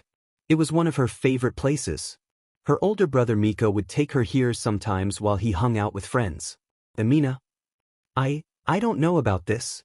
Izuku had very little experience with roller skates. Mina running into him on rollerblades was one of his only other experiences with them. Plus, he worried about looking like a fool. It will be fun, Midori. The pink girl reassured him, beaming with excitement. It didn't hurt that she was spending her birthday at one of her favorite haunts, but she was also there with her new friend, Izuku, who had already become one of her dearest friends. I'll make sure you don't fall. And if you do, I'll fall down next to you. Izuku nodded in agreement. Thank you. I appreciate it. I trust you. He walked in alongside her. The establishment had a very spacey vibe, filled with neon lights depicting planets and sci-fi memorabilia. It was also crowded with several people, making Izuku's heart sink into his stomach and the blood run from his face. Mina noticed this. She thought it would be fun was starting to feel like she was selfish in this decision. She stood next to him and exhaled, smiling. Sorry if I pressured you into this. We can do something else. It's not just my birthday. It's yours. So, what does my super cool friend with mad cupcake skills want to do? Izuku sighed and looked at Mina. I'll give this a shot. Are you sure? She questioned, concern painted onto her face. Why? Just don't let go of my hand. Izuku gulped. The thought of holding a girl's hand was less scary than the thought of embarrassing himself in front of strangers. He might have had a habit of muttering to himself, but he didn't need more anxiety over how others perceived him. Why, Mr. Midoriya? Such bold words. Mina teased her friend, though she was rather proud that he was willing to step out of his comfort zone. And not what I meant. The boy waved his hands in protest, his face as red as a tomato. Relax, Midori. I'm just teasing. I promise though. Everything went smoothly at first. However, people started to look in their direction and comment. They were talking about how cute the two of them looked, or asking what such a distinctive-looking girl was doing with such a plain-looking boy and why he couldn't skate on his own. All this attention was making Izuku more nervous. Mina took notice and initiative. Hey, don't worry about people. Just focus on me, okay? She smiled. Izuku followed her advice. Unfortunately, her striking black eyes and infectious smile see him in too much and he slammed into a wall. Mina stopped immediately and turned around in concern, with the grace of someone who has skated for years. Dude, are you okay? She looked down with concern for her friend. Why, I'll be okay. He wasn't seriously hurt, but he was embarrassed by his fall. Well, come on the W. Mina whipped around and lost her balance, falling with a thud onto the rink, her head close to Izuku. She looked at him and winked, smiling as she picked herself up and offered a hand. Izuku looked confused at first, but caught on quick. Thanks. He whispered to her as she helped him up. A promise is a promise, Midori. She cheered softly to Izuku. They skated for another hour or two, then head back to Izuku's for dinner. Luckily, he let his mom know where they would be and that they might be back later, via a few text messages in addition to the initial note. On the train, Mina had taken out a portable gaming device and was playing some sci-fi Metroidvania that she picked up. Her brother Mika recommended it to her and it ended up becoming a favorite of hers. She decided to show it off to Izuku. That character kind of looks like the space hero, 13. Man, you really do love heroes. She smiled. Yeah. T thought you knew already. He joked. She had a calming effect on him, even if she was a pretty girl and could still fluster him at times. That's what I like about you, Midori. You're such a determined guy. And apparently a pretty good baker. I actually like 13. The space thing resonates with me. She chuckled, gesturing to her appearance. I like the way you look. He smiled sheepishly. Both blushed then coughed a bit. Well, thanks. You flatter me, she said, giggling lightly. I still can't believe we share a birthday. Neither can I, Midori. That's like the coolest thing. Same birthday, same hair, same dream. Man, we are like the same person almost. Mina joked. There was something just so warm and inviting that sucked him in. She still flustered him, sure, but she could make him laugh and smile easily. He was relieved to have met her, and to a lesser extent, Suyu and Kirishima. Perhaps one day he would become more acquainted with them. For now, Mina Ishido was quickly becoming his best friend. They exited the train when they arrived at their destination and returned to the Midoriya residence for dinner. Inko was waiting in the kitchen. She had made katsudon, Izuku's favorite. She had waited to make it so that it would be warm by the time the two teenagers arrived. Izuku helped his mother set the table. I could help too. It's okay, Mina. You're our guest. Besides, there's only 3 of us here. There isn't much else that needs to be done. The 3 of them graciously ate the meal, Izuku happily digging in, trying to show manners, especially around company, but being so happy to have his favorite food in front of him. Mina could help but hold back a laugh at the green-haired boy's voracious appetite, especially given how meek and timid he was otherwise. Still, Mina had seen other aspects of him already, and they hadn't known each other that long. She looked at her dish. Katsudon wasn't her favorite, but she would happily eat it, especially for the sake of the boy she called her friend, and his mother made this meal for both. You know, Maifa. Next time you come over, I would be happy to make your favorite food for us. What is it? Oh no. You don't have to. I don't want to be a bother. Oh, it's no trouble at all, dear. I offered. Okay then. Natto with okra. She grinned while helping herself to her katsudon. The 14-year-old boy couldn't think of a better way to have celebrated his birthday. Sure, he had made a spectacle of himself in front of several strangers, slammed into a wall, and had a funny feeling in his stomach before that happened, but overall, it had been a spectacular day. Mina had just as much fun, if not more, having received cupcakes, modeled after her. If it was anyone other than Izuku, she would find it kind of creepy. This was just her awkward friend doing something sweet for someone out of gratitude and because of a shared birthday. Izuku had one previous wish for his birthday. It was a wish he had harbored since he first saw that footage of All Might. Now, however, he had another wish that had recently been granted. He had a friend, and he cherished her for all she had done. He was more than happy to repay that kindness in any way he could. Izuku smiled. Everything would be okay. Because she was here. Mina and Izuku decided to take a walk. There were some lovely enough trails not far from the Midoriya residence, and Izuku used to play there with Bakugo when they were children. They seemed so much smaller now that he was older and taller, but still a decent series of trails.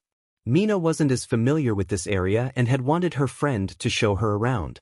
I want the young Midori Grand Tour. Show me around your old haunts, dude. Alright. I can show you where we used to catch cicadas. Do I look like I want to touch some bugs, dude? No. I didn't ask. Sorry. Lighten up, Midori. I'm just joking with ya. Izuku chuckled softly, starting to feel more at ease. Hopefully we shouldn't run into Kaken. Why do you call him that? It's what I've always called him. Since before. Mina shrugged and frowned. I don't like it, Midori. Not one bit. The pink girl walked absent-mindedly along the wooded path, a river flowing swiftly alongside them. She was getting awfully close to the edge, but hadn't heard Izuku telling her to be careful. I know he was your childhood friend, but he is a piece of shit. Mina slid down the ledge, into a tumble and fell with a splash into the river below. Being athletic, she was able to swim towards the edge. However, that didn't stop her quirkless friend from being eager to help. Ashi. Izuku leapt into action almost immediately, reaching out his hand for Mina to hold onto. Take my hand. He slid down on his feet and reached out a hand for Mina's. While she wasn't in immediate danger, she still appreciated his eagerness to help. The boy pulled his vibrant companion out of the river and helped her onto her feet. Thanks, dude. She smiled. Her life wasn't in danger or anything, but she appreciated that he was willing to help her. Given how he stood up against a guy with the power of a bomb, just for bad-mouthing her, she wasn't that surprised. Still, it was appreciated. I'm a bit soaked, but I'm okay. The green-haired boy blushed as he took her hand and got momentarily lost in her smile, returning one of his own as he helped her get back up the slope and onto the path. Happy to help. Why you can come over to my house. My mom probably has a change of clothes for you. No offense, dude. Your mom is a great lady, but not a fan of her fashion sense. Can I just borrow some of yours? Mina interjected. She was very much grateful for the offer. She would just need her change of clothes to come from a younger source. Izuku was rather flustered by her request, but relented. He couldn't let her walk around like some sort of black-eyed kappa in overalls. Deal. Now come on. Hey, also, your phone is probably waterlogged. Yeah. God, my mom is gonna kill me. Hopefully we can dry it off. The acid girl exhaled. Lead the way, Midori. If it wasn't cemented before, it certainly was now. Mina was Izuku's dearest friend and he would do anything for her. He could feel something tingling in his tea, but preferred not to think too much about it. The two walked back to the Midoriya residence, taking a slightly longer route to help dry Mina off. As they entered, Izuku took Mina's phone and placed the battery in a bowl of rice to dry it off. He then scooted his drenched friend to the bathroom, making sure to mop up the water quickly after. His mom was grocery shopping, as signified by a note she had left on the counter. I've been here before, man. I know where the bathroom is. Mina objected. Sorry. I'll get you some stuff to change into. Mina shrugged and grinned, walking through the door and closing it behind her. To her relief, there was a hairdryer, plugged in, so that would help her look less like a pink, horn-headed water nymph. Izuku headed into his room and looks for some clothes he thinks will fit a girl. He remembered an uncle on his mother's side giving him skinny jeans one year that he didn't really wear. He wondered if they would fit. He decided on a few different outfits and stacked them neatly on top of each other and laid them in front of the bathroom door before knocking. A bit overboard, Midori. The girl blinked, stifling a laugh at how over-the-top her pal was. Well, I wasn't sure what would fit you exactly. I know you said her style didn't match yours, but I picked out a few of my mom's clothes in case they fit you better. I looked for the ones most like what you wear. You are like the most thoughtful dude I know. Thanks. She grinned before taking the pile and closing the door swiftly behind her, making sure not to show too much skin, lest her host die of a massive nosebleed. As she closed the door, Izuku realized something. He didn't know how he missed it before. Did Mina have freckles? The pink girl, having wiped her makeup off and changed out of her dampened clothes, folded them and placed them to dry while she rifled through the pile for something she liked, settling on a pair of vintage bell-bottoms, some black underwear, and a shirt that said All M. She handed the rest of the clothes back to Izuku and he placed the stack in his room, on his computer chair. He took the wet clothes and placed them with the dirty laundry, so his mom and he could wash them later. Mina plopped onto his bed. Hey Midori? Don't want to weird you out, but does your mom have any old bras I could wear until mine is dry? Izuku blushed and averted his eyes when they sat on his bed, realizing that his friend wasn't wearing a bra. He averted his eyes and his face turned red as he shook his head. Sorry. I'll see if we have any that fit you. His face was bright red as he averted his gaze away from his braless friend. Easy to. Why are you acting so weird? Mina laughed, a smirk creeping across her. She couldn't resist the urge to mess with her friend. She leaned in and whispered, "Something you like?" A little bit of flirtation among friends wouldn't hurt. Besides, pushing the boy's buttons was fun. Izuku squawked awkwardly and nearly fell off his bed. Not fair. It's hilarious though, Midori. She laughed, rolling around like a fool. Come on. I'll grab a bra from your mom's room, then we can go do something. The two middle schoolers decided to head out again in search of adventure. Mina bounced up and down on her tiptoes as she folded her arms behind her back. What should we do, Midori? There's still some daylight burning. I'm not sure. Izuku frowned as he thought. He started to murmur various possibilities. Mina didn't want to be rude to her friend, but she knew he would be doing this for a while. Midori? Buddy? You're doing it again. She frowned. Right? Sorry. There's a convenience store not far from here if you want to kill some time there. Sounds kind of boring. W could do something else. I just figured it would give us time to think of something cooler. Yeah, I guess. It's just kind of a dull. W could buy snacks too? Sold. Let's mosey, Midori. She pointed ahead with vim and vigor, Izuku rolling his eyes fondly and heading out alongside her. The two friends walked down the street, chatting away about the day's events so far, as well as Izuku's hero journals. Along the way, they passed a small park with a duck pond. Mina thought it would be funny to chase the flustered waterfowl, giggling with delight and comparing their startled movements and sounds to those of Izuku. After he had calmed down, Mina looked at him. As funny as he could be, she had no small level of admiration for this boy. He hadn't done much, but he certainly had the drive and the right spirit to be a great hero someday. I still can't believe you tricked Exploduk like that. You even had me fooled at first. Why? It was the first thing I could think of once you ran off. I needed a way to stop him if he started getting angry. Him keeping me in my place seemed like the best way to calm him down. Mina frowned. She really didn't like that sort of talk coming from him. She didn't blame him one bit. She just wished he didn't have to feel that way. Hey Ashi? Izuku asked. He was surprised he hadn't brought it up before, both then he remembered who he was, and he was far less surprised. Why do you cover up your freckles? I dunno. Not a fan of the way they look on me, I guess. The girl shrugged. They suit you better anyway. Her friend wanted to tell her otherwise, and that they made her look pretty, but he froze before he could say a word. He just nodded and sighed. I guess. The hyperactive girl moved on, ready to get some treats for her and her friend to indulge in. When they arrived, the two walked in and perused the aisles of the store, in search something they could munch on. Izuku found some magazines on heroes, noticing one with All Might on it that he didn't own yet. Mina grabbed some Pocky, candy, and sodas. Izuku grabbed the magazine and a few snacks as well. So, Midori, now that we are loaded up on junk food, what should we do next? Izuku pondered, stroking his chin and mumbling off several possibilities, weirding his friend out. However, before she could point it out, he formed a fist and slammed it into his other palm. I got it. Ashi, do you want to go to the arcade? I mean yeah, but that's a while away, dude. What made you so gung-ho on it?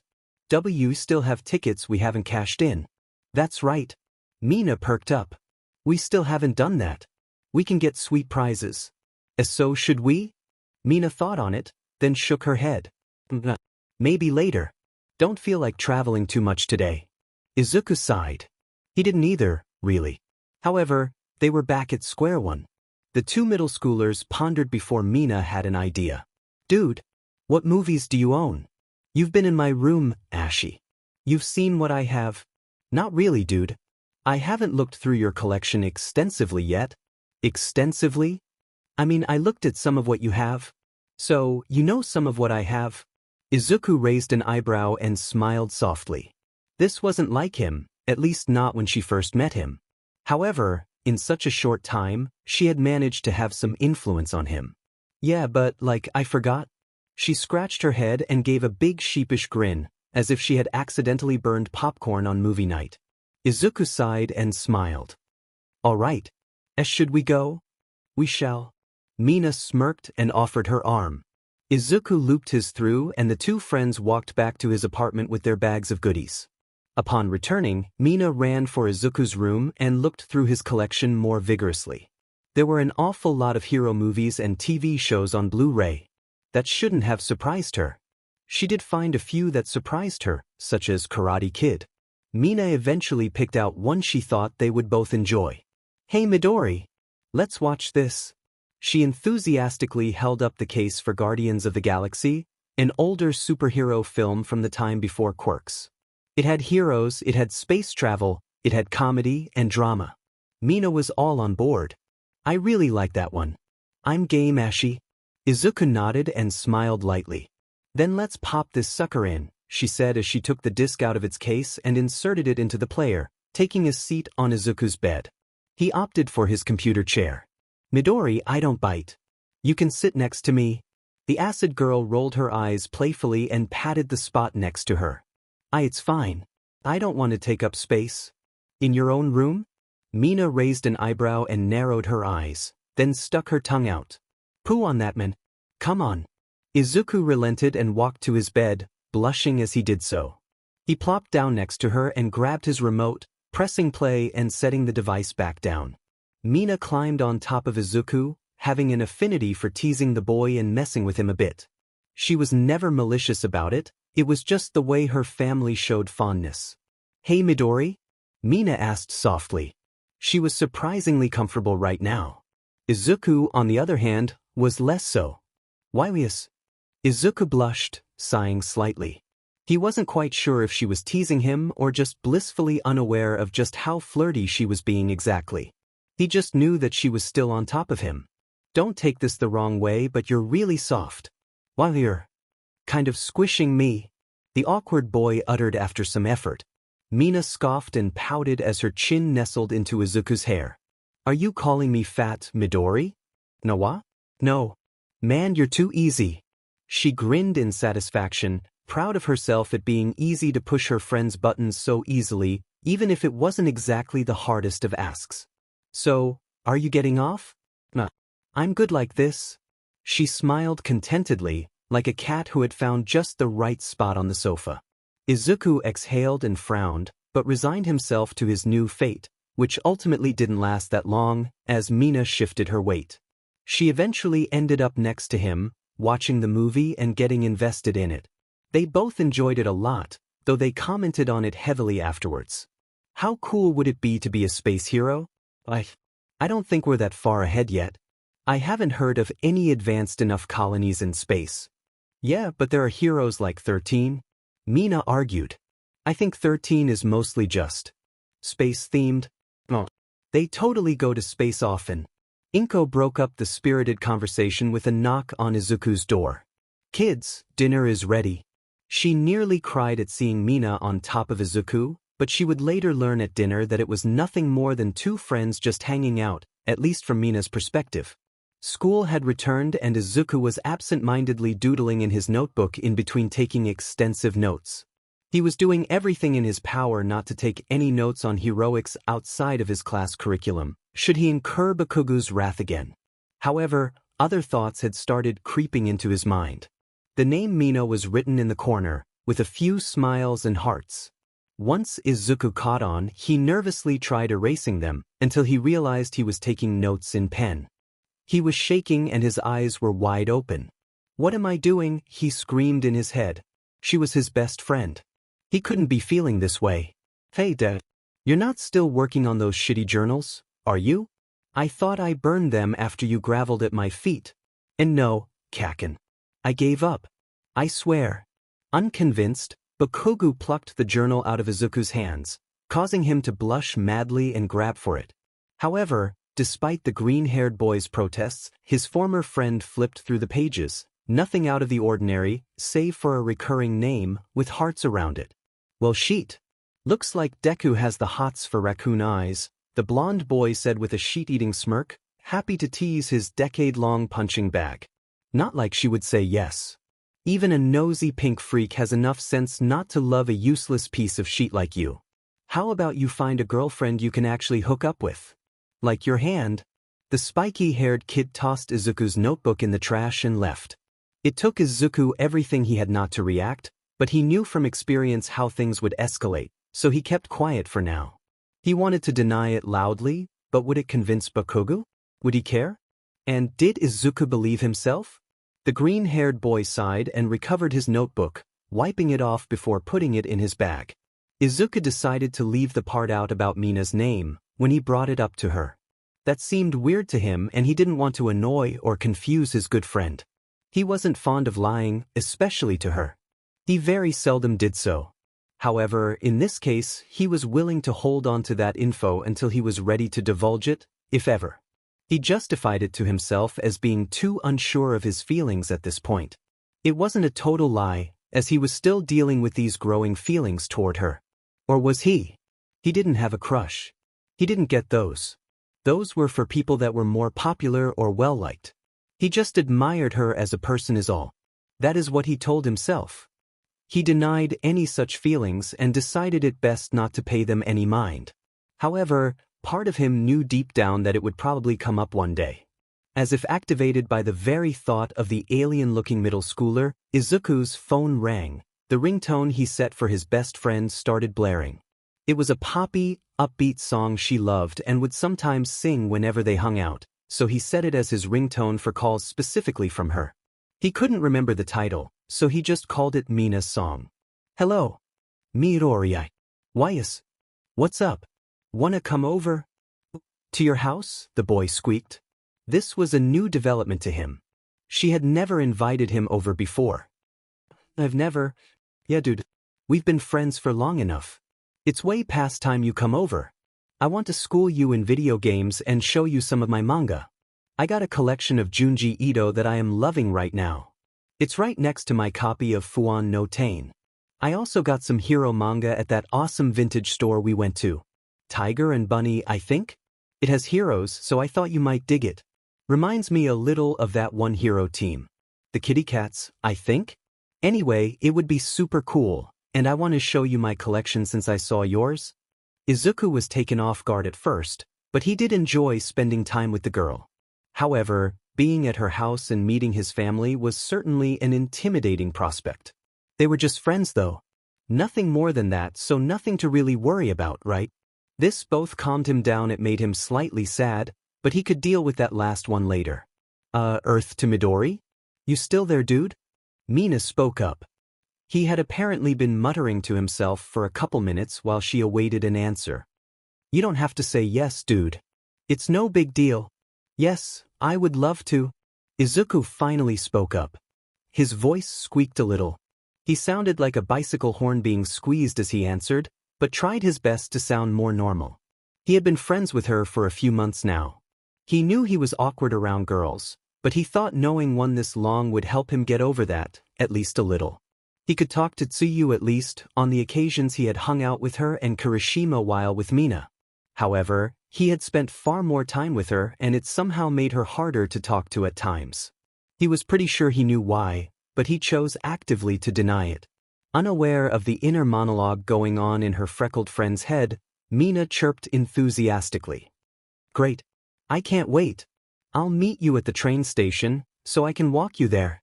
With that, the pink ball of energy had hung up and Izuku pocketed his phone before heading home quick to get dressed. He had been planning on taking more notes on heroes so that one day, he could become one, but he opposed to spending more time with Mina. Besides, he would have plenty of opportunities to do so. The quirkless teen returned home to let his mom know his plans and change into a t-shirt, jeans, and green sneakers. The shirt was a memento from a day he and Mina went to the mall. They ended up in a photo booth and wound up getting matching t-shirts that read Dork 1 and Dork 2, in green and pink respectively. Izuku wasn't sure if she would be wearing hers, but it seemed appropriate to wear his for some reason. After an uneventful ride on the train, he disembarked and looked for her telltale hair and horns, eventually finding her at the nearby coffee vendor. She waved at him as he approached and bought him a coffee as well. As Izuku met Mina, he noticed that she was wearing both her matching shirt and the alien jacket he bought her for her birthday. The bashful boy couldn't help but smile as he saw his friend, who waved gleefully as soon as she saw him and glomped him before he had much time to respond. There you are. Come on, dude, I can't wait to show you my room. My parents aren't home right now, but my siblings are. You can ignore them if you want though. Mina teased. Of course, she would happily introduce Izuku to them. She was fond of her family. Plus, she had met Izuku's mom, so it seemed only fair. However, she mostly wanted to just spend time with her best friend and play video games. Again, Izuku's pulse was racing. He was going home with a cute girl, alone. Well, she wouldn't be alone, Percy. She apparently had siblings. And again, she was just a friend inviting him over. There was nothing more to it. He would probably be teased by her siblings, but that would subside once he was in her room. Oh God, he thought. I'll be in her room. He turned white as a sheet. Even if she had been in his room before on multiple occasions, this still felt big somehow. Keep calm, Izuku. This is nothing more than a visit between friends, he told himself. And then he asked himself why he wanted it to be more. Mina had enthusiastically guided her plain-looking friend from the train station to her house after they departed the station. Had she not been laser-focused, she would have happily given him a tour of their surroundings. That could wait. For now, there was an urgent matter to resolve, and that matter was kicking Izuku's sorry butt in video games. Mina skipped ahead of Izuku as they arrived at a decently sized house in a suburban area. She gestured with a flourish, like a sort of stage magician. The boy supposed he would have to call her Mina the Magnificent once he managed to muster the courage to do so. Here we are, Midori. Chateau Ishido. She smiled brightly before grabbing Izuku by the hand before he could correct her French and flung open the door. Mika. I'm home. I brought a friend. Is it that plain-looking kid you won't shut up about? Can it, Mika? The pink girl chided acerbically. I don't talk about him that much. So, is he your boyfriend or something? Like, I don't think you have even invited Frog Girl or those kids from school over. Sure, I have, you just don't pay attention. Mina bit back. She didn't hate her older brother, Mika. They just got on each other's nerves at times, often intentionally. That was the nature of the beast with siblings. Point to Pinky. You never answered my first question though. Do you want me to melt you? See what I put up with? Hey dude. What's your name, Freckles? Izuku responded to the tall, scrawny teen on the couch, managing to swallow the lump in his throat. Izuku Midoriya. Well, Midoriya. Run while you still can. The older boy teased, much to his sister's chagrin. She demonstrated this by taking a pillow and throwing it at him. She took her friend by the hand and ran for the stairs. Try not to make out too much. Mom is on her way home. Izuku turned white as a sheet while Mina rolled her eyes and scowled. The two headed up to Mina's room, which was at the end of the hall at the top of the stairs. The door was covered in stars and alien stickers and had a space-themed sign that had Mina's name on it. As the room's proprietor enthusiastically shoved the door open, Izuku was greeted with quite a sight. Movie posters, records, and leopard print. There were several plushies on her bed, many of which seemed to be based on creatures from movies, video games, and science fiction shows. He also noticed a bookshelf filled with novels, manga, and some comics, as well as several movies on display. It very much was Mina's room.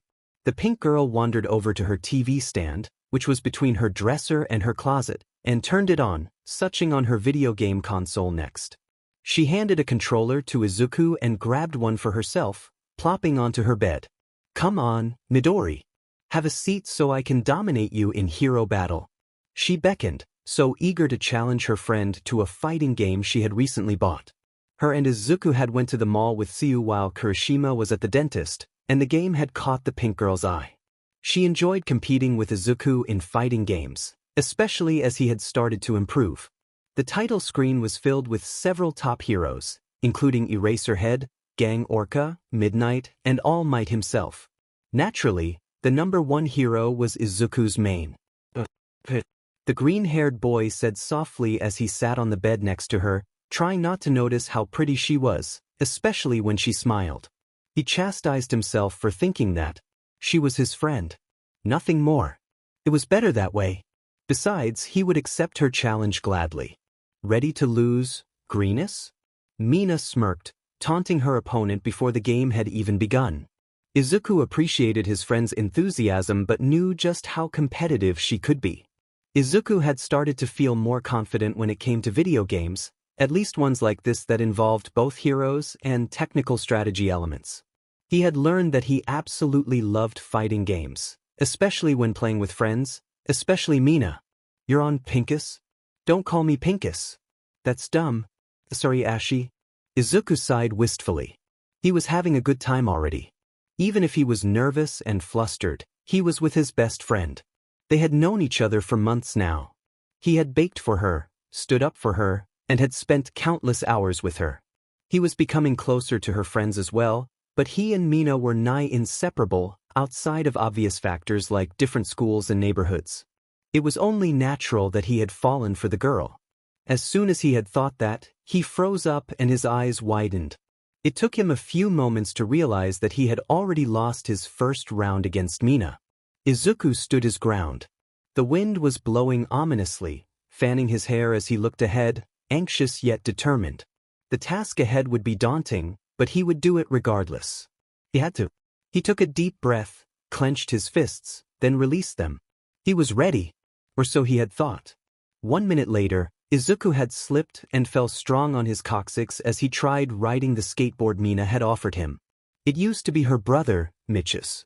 However, he passed it down to her when he realized he preferred BMX. He didn't want to seem like a brat, so he passed it on to his little sister and taught her what he knew. It wasn't a lot, in retrospect, but it was far more than Izuku knew at this point. Mina almost laughed at the exasperated squawk the green-haired boy made as he fell onto the pavement of Tano Skate Park. Mina had decided this would be an excellent spot to spend time with her best friend at. They would meet up with Kirishima and Suyu later. The two wanted to go see a movie anyway. Unfortunately, both wanted to see different films, so Izuku and Mina could make up the difference and help decide it democratically. Let me show you what I know. If it helps, I'm not much better. Mina takes the skateboard and gets on it, planting her feet firmly on the grip tape as she kicks and pushes. So, Midori, what movie do you want to see? Not sure if you have one in mind, but I thought I would ask. I honestly might just wait and see what's in when we get there. You didn't look to see what was in? Izuku asked, gaining a shrug in response. It slipped my mind. I'll wing it. She flashed her trademark grin. Izuku would be concerned by her attitude's effects on her grades if he wasn't so charmed by her. He told himself he might have a problem but shook it off as Kirishima and Suyu came into view. The sharp-toothed boy spoke first as he waved to his two curly-haired compatriots. Hey, there you two are. We were worried, he grinned, turning his head to the box office. Any idea what you want to see? Sue and I are torn. She wants to see some animated movie about frogs and I want to see that new action flick where those guys fly a helicopter. Mina scoffed. You would. I liked Sue's idea. There's nothing I really want to see at the moment. Suyu let out a happy chirp and nodded at her friend's vote of confidence. Man, you just don't appreciate the finer things in life, Ishido. And isn't there a new alien movie or something? He groaned. The first two were masterpieces and nothing else counts? She frowned grumpily. And yes, that includes remakes with better effects. So, don't even bring those up. Defeated by the sharp tongue of his horned schoolmate, Kirishima turned his attention to Izuku. What about you, Midoriya? Anything in mind? Do you want to see this movie with me? The girls can watch their frog movie. Izuku panicked slightly at being put on the spot. He wasn't used to making decisions like this. However, he did appreciate actually being included in things. Even if he had grown more accustomed to it, it was still refreshing. I think we should all see the same movie. There's no point in us all going together as friends if we can't see the same movie, right? He looked at Mina and Suyu who made their agreement known. Kirishima exhaled and flashed a thumbs up. Yeah, that's fair. Alright dude. Any suggestions? Izuku wanted to see the new All Might biopic, Pillar of Peace, but thought for a moment. I was going to say the new All Might movie. He spoke softly, kicking at dust with his sneaker. All three of his friends sighed in unison and smiled. Of course. But, Izuku interjected. I'm willing to see that animated frog movie if everyone else is. Tsu and Mina smiled as Kirishima hung his head in defeat. The four teens purchased their tickets and headed into the theater, Kirishima carrying some candy in his jacket pockets and Mina having a stash of her own in her purse. All they bought at the concession stand were sodas. The movie went by smoothly. Suyu was the one most enchanted by the film. Mina tended to prefer science fiction and horror, even if scarier stuff tended to give her nightmares. However, she was also a fan of dance movies and retro media in general. Izuku reached for some popcorn and shoveled it into his mouth, watching the animated amphibians sing and dance in their wetland of whimsy and wonder. Kirishima looked like he wanted to curl up in a ball and fall asleep but kept himself awake for his friend's sake. While taking mental notes of the story and the heroic journey of the main frog and his newt sidekick, Izuku felt something warm and solid as he reached for the popcorn. He froze and slowly looked down. His hand was brushing up against Mina's. He pulled it away swiftly and shoved the popcorn in his mouth, washing it down with some soda. Luckily for the Izuku and Mina, neither Tsuyu or Kirishima noticed. Even luckier, the theater was too dark for either to see the blush on the other's cheeks. After the movie, the group laughed and joked before parting ways, with Izuku and his pink pal walking to the station together. Hey Midori? Yeah Ashi? You can call me Mina if you want. We're friends, right? Why? That's why I call you Ashi. Izuku blushed and stammered. Fair. I just figured we could switch from call each other green and leg. They're cute but kind of generic for what we are. What? What we are? Yeah. Best friends, doi. She placed a hand on her hip and raised an eyebrow. Izuku felt a mix of emotions in that moment. He was disappointed a little that she saw him only as a friend, but he honestly didn't expect her to feel the same way about him the way he was feeling about her. Besides, he was developing those feelings and sorting them out still. Just because he acknowledged them now didn't mean he was in a hurry to deal with them. If anything, he was more hesitant now, given how much he did value her friendship. And yet, there was still that tiny piece of him that wanted more, and that worried him. A week had passed, and it was still weighing on his mind. These complex feelings were eating away at him, and it wasn't doing his nerves any favors. It was certainly preferable to dealing with Bakugo and his tagalongs, but still wasn't something the quirkless boy felt like dealing with.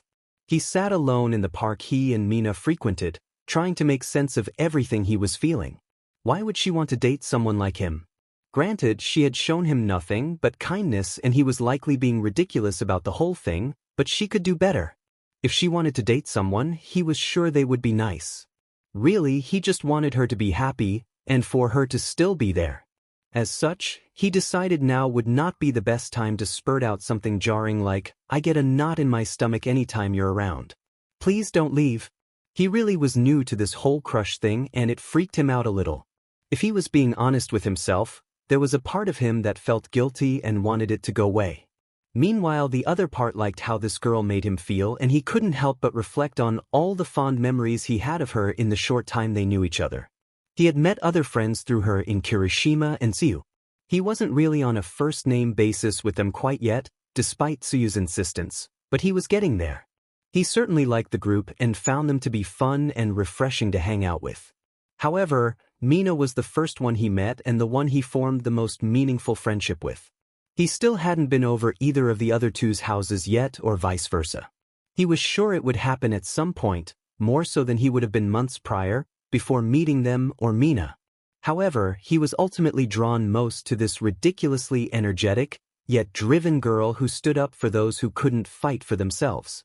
If he could never confess his crush on her, at the very least, he wished to one day tell her how much he appreciated her in his life. He wanted to thank her for introducing him to Suyu and Kirishima, and to thank them for being kind to him. He wished to thank Mina for introducing him to new movies and music and getting him into video games. Even though he doubted he would ever try again, his mind wanted to erase the embarrassment, but his coccyx would never forget. He appreciated the skateboard lessons. "You like Mina-chan, don't you?" A voice rang out from behind Izuku, startling him. The words themselves didn't do any favors for his frazzled nerves.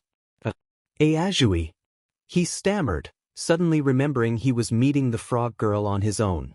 Mina had gone out to visit family in another prefecture and Kirishima was with some other middle school friends at a wrestling match. They had bought tickets and asked if he wanted to go. He instantly leapt at the opportunity, so he was out too.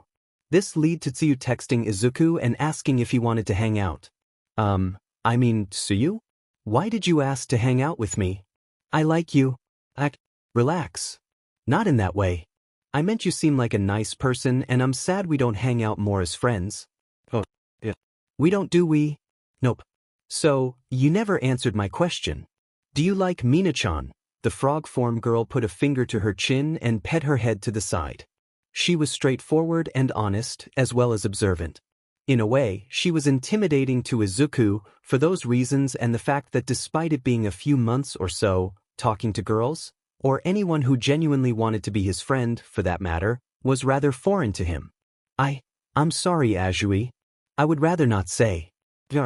She frowned but nodded. I take that as a yes. I won't be pushy though, Midoriya. Anyway, Mina told me you live alone with your mom. It must be odd not having siblings or a father.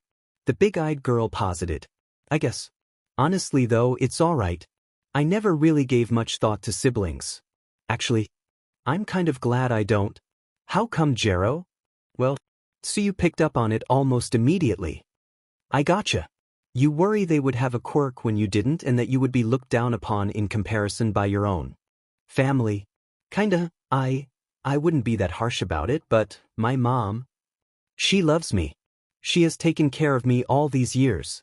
I am grateful for that, but I wish she had more faith in me, had told me I could follow my dreams, even if that is a bit unrealistic and silly. If I had a sibling, as silly as this probably sounds, I fear my mom would have cared more about them. Jero. Suyu frowned again, looking at her friend with sympathy. This might seem forward, Midoriya, but may I come over your house? WWA? Why? Well, we're friends, right? I don't see a big deal. Besides, what? The frog girl smiled softly at her friend. I want to see just what kind of person your mom is. Why, you could just ask Mina or I? You're not doing yourself any favors by calling her by her first name. You do too. Yeah, but I'm not in love with her.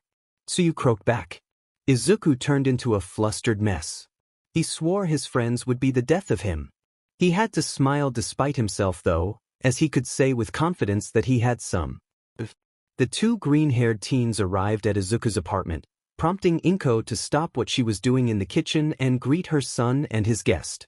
Welcome home, Izu. Who's this? A friend of yours and Ashido's? The short woman smiled. Her son had been bringing girls home, and she was tempted to cry but decided not to jump to any hasty conclusions. I'm Tsuyu Azui. Friends call me Tsu, Mrs. Midoriya. It's nice to meet you, Jero. Well, nice to meet you, Azu-chan. Inko smiled politely at her son's frog-like friend. Please make yourself at home. You and Ashido-chan are always welcome here. I am happy my son is making more friends. Tsu. The girl croaked. I apologize, how forward of you. I guess friends' moms count as friends too. Jero. The froggy teen nodded and smiled. Sorry if this is rude, but where is your husband? This prompted the short, green-haired woman to stop and sigh. Izuku, on the other hand, was flabbergasted by his friend's bluntness. He knew of it, but this was the furthest he had seen her go. He wanted to ask what the hell she was thinking, but all that could escape this throat was a surprised squeak. What prompted this question? Inko spoke, bemused, but patient. She was taken aback by how straight to the point this friend of Izuku's was. Midoriya-chan never talks about his dad that often, and when he does, he seems sad. He also talks about you more. Oh. Inko looked to her work in the kitchen. Well, Hisashi is abroad a lot. He sends money often, which helps me support myself and Izuku. I am grateful for that, and I admire and appreciate his work ethic, but raising Izuku has been solely on me for the entire time. She sighed. She decided it might be best not to get into the nitty-gritty of her relationship to her husband and how they separated last year, but he still opted to help financially. Anyway, I try to keep myself busy as well. I do what I can while Izuku is at school to try and bring in money as well. Not as much as Hisashi, mind you, but some seamstress work here or there. Just little odd jobs. I see. Sure. Sorry for the intrusive questions, Mrs. Midoriya. I was just curious. So you got up. You seem to care for your son a lot. Of course. It's what mothers do. The stout mother replied softly. One more question though. So you asked. Izuku was glad things were less awkward. At least, he was until Tsuyu's next question. What do you think of your son wanting to be a hero? Ribbit? She looked on with slight concern but kept her face as blank as it could be. Izuku felt his soul leaving his body as he saw his mom's reaction. The woman paused and put on a fake smile. I think you two should go hang out. You haven't seen Izuku's room yet, have you? He has all sorts of hero stuff there. I'll call you kids for dinner, okay? Suyu would have said something, but she held her tongue and bowed. Sorry. Come on, Midoriya. Sure. Show me your collection. Izuku bashfully shook his head to do away with the awkwardness of the situation, reminding Tsuyu of a flustered baby bird. All right, this way. He skirted her to his door. As the two left, Inko sank into her chair and sighed, looking blankly at her feet before gazing at a photo nearby. It was of her and Izuku when he was 4 years old, wearing his All Might hoodie and playing happily with his mom before he found out he would never develop a quirk. Izuku! The poor woman uttered under her breath before getting to her feet sluggishly to start dinner. The green-haired boy sat on his bed, fiddling with his phone while Suyu looked at his collection like a museum patron. There were shelves of toys, comics, books, and manga, as well as movies and cartoons about heroes, most of them centered on or featuring All Might. Some of them were rather rare, despite the boy living with only his mother in a rather modest apartment. She was certainly getting more insight into the life of the quirkless boy, who was sitting on his bed answering texts from Mina and Kirishima simultaneously. Kirishima sent some photos from the wrestling match, including a few masked heroes Izuku had recognized from news stories and magazine articles. In the name of fairness, most kept their quirks restrained. Still, some would utilize them in their entrances. There was one who could apparently summon spheres of light and used them to spell out the phrase, glorious. It wasn't captured as well in the photo, but Izuku imagined it was better in person. Perhaps one day he would get to see it. He wasn't as into that as his black-haired friend though. Meanwhile, Mina kept sending pictures of broccoli, trees, and anything that she thought remotely resembled Izuku's hair, with the caption, "Is this you?" She certainly liked teasing the boy, though it was all good-natured and it was never in a way that made him feel like dirt. He had been picked on and bullied for being born without a quirk, for being viewed as unimportant and having zero shot of amounting to anything in a world of heroes. Mina instead liked to allude to his freckles or his bushy green hair, or how he got so easily flustered over such silly things. It went from being funny to her to an endearing trait of one of her best friends. Izuku put down his phone, not wanting to be rude to his guest. Mina wasn't kidding about your All Might collection. You're kind of obsessed. Izuku broke out into a sweat. He should have known he probably came off as a hopeless otaku, but he couldn't help it. All Might had been his favorite since he was a kid. He was the best hero in the world and was an absolute legend. Izuku loved heroes in general, and others could be found in his collection, but it was no contest as to who his favorite was. His second favorite hadn't even made her debut yet, but ever since she stood up to Bakugo, he knew Mina Ishido would be a great hero someday. He returned his focus to the frog girl investigating his room as she sat in his chair. Yeah, All Might has always been my favorite. He inspired me. He always looked so cool and confident, ready to save the day with a smile. That's the kind of person I want to be. The kind of person I need. He looked down at his hand. He thought of his mother. He loved her dearly, but that reaction of her stung, though he wasn't entirely surprised by it. Hey, Ajui? Izuku corrected himself and looked at his friend. What was all that about? I didn't mean to embarrass you or your mom. I was just curious. Sure. She does seem to care about you. She isn't perfect, but being a hero without a quirk isn't easy. The powerless teenager slumped onto his bed, staring at the ceiling. So, I keep hearing. I just wish you had someone who believed in you. I think you already do, for what it's worth, she croaked comfortingly. Izuku smiled slightly and thanked her. His mind drifted elsewhere for a moment. There was someone else, besides his mother or his amphibious acquaintance. His grin widened. He couldn't wait to see her again. You're really obvious with your feelings for Ishido, Jero? She riveted playfully. And with that, Izuku was ready to just crawl into bed, even if his friend was still there. By the end of the weekend, Mina had returned home. After unpacking and getting dressed, she decided to head to the station and meet Izuku there. Dude, I got home and unpacked my stuff. Let's meet up in an hour and a half. It was rather short notice, but ample time for him to get ready and catch her at the station. Alright, I'll see you there. He replied, taking a deep breath as he picked out an outfit. A white novelty t-shirt that read formal attire, black cargo breathes, and red sneakers. After getting washed and ready, he combed his hair and headed out the door. It didn't take him long to get to the station, as he took a shortcut. Making it there in time, he took the train to his usual rendezvous point with her, the station in between the one closest to his house and the one closest to hers. After a smooth and uneventful ride, he saw her sitting on a bench as he looked through the window of the decelerating train. She was wearing a black hoodie with pink leopard print on the interior, a white t-shirt with a breakdancer on it, and black track breeds with white sneakers. As he got off, she looked in his direction and waved as she bounded towards him like an excited baby goat. Took you long enough, Midoriya? She quipped playfully. Her expression softened as she smacked him affectionately on the back, causing him to flinch slightly. "Hey, how was your trip?" the quirkless boy stammered, awkward but relieved to see his friend again. "Boring. I mean, it was cool seeing relatives, I guess, but I was told I couldn't bring any friends, which was lame. At least Mika and I had fun. He's a pain, but that's what it's like having a big brother, I guess. Oh, I forgot. Check this out." Mina lit up with excitement as she realized something she had forgotten. She dug into her bag and pulled out a baseball cap. Izuku wasn't one for hats. He wasn't sure why she thought he would wear one. She had known him long enough. Still, Mina was eccentric and didn't always think things through. It could be frustrating at times, he admitted, but he didn't really mind overall. Especially not when he noticed the design, All Might's first costume pattern.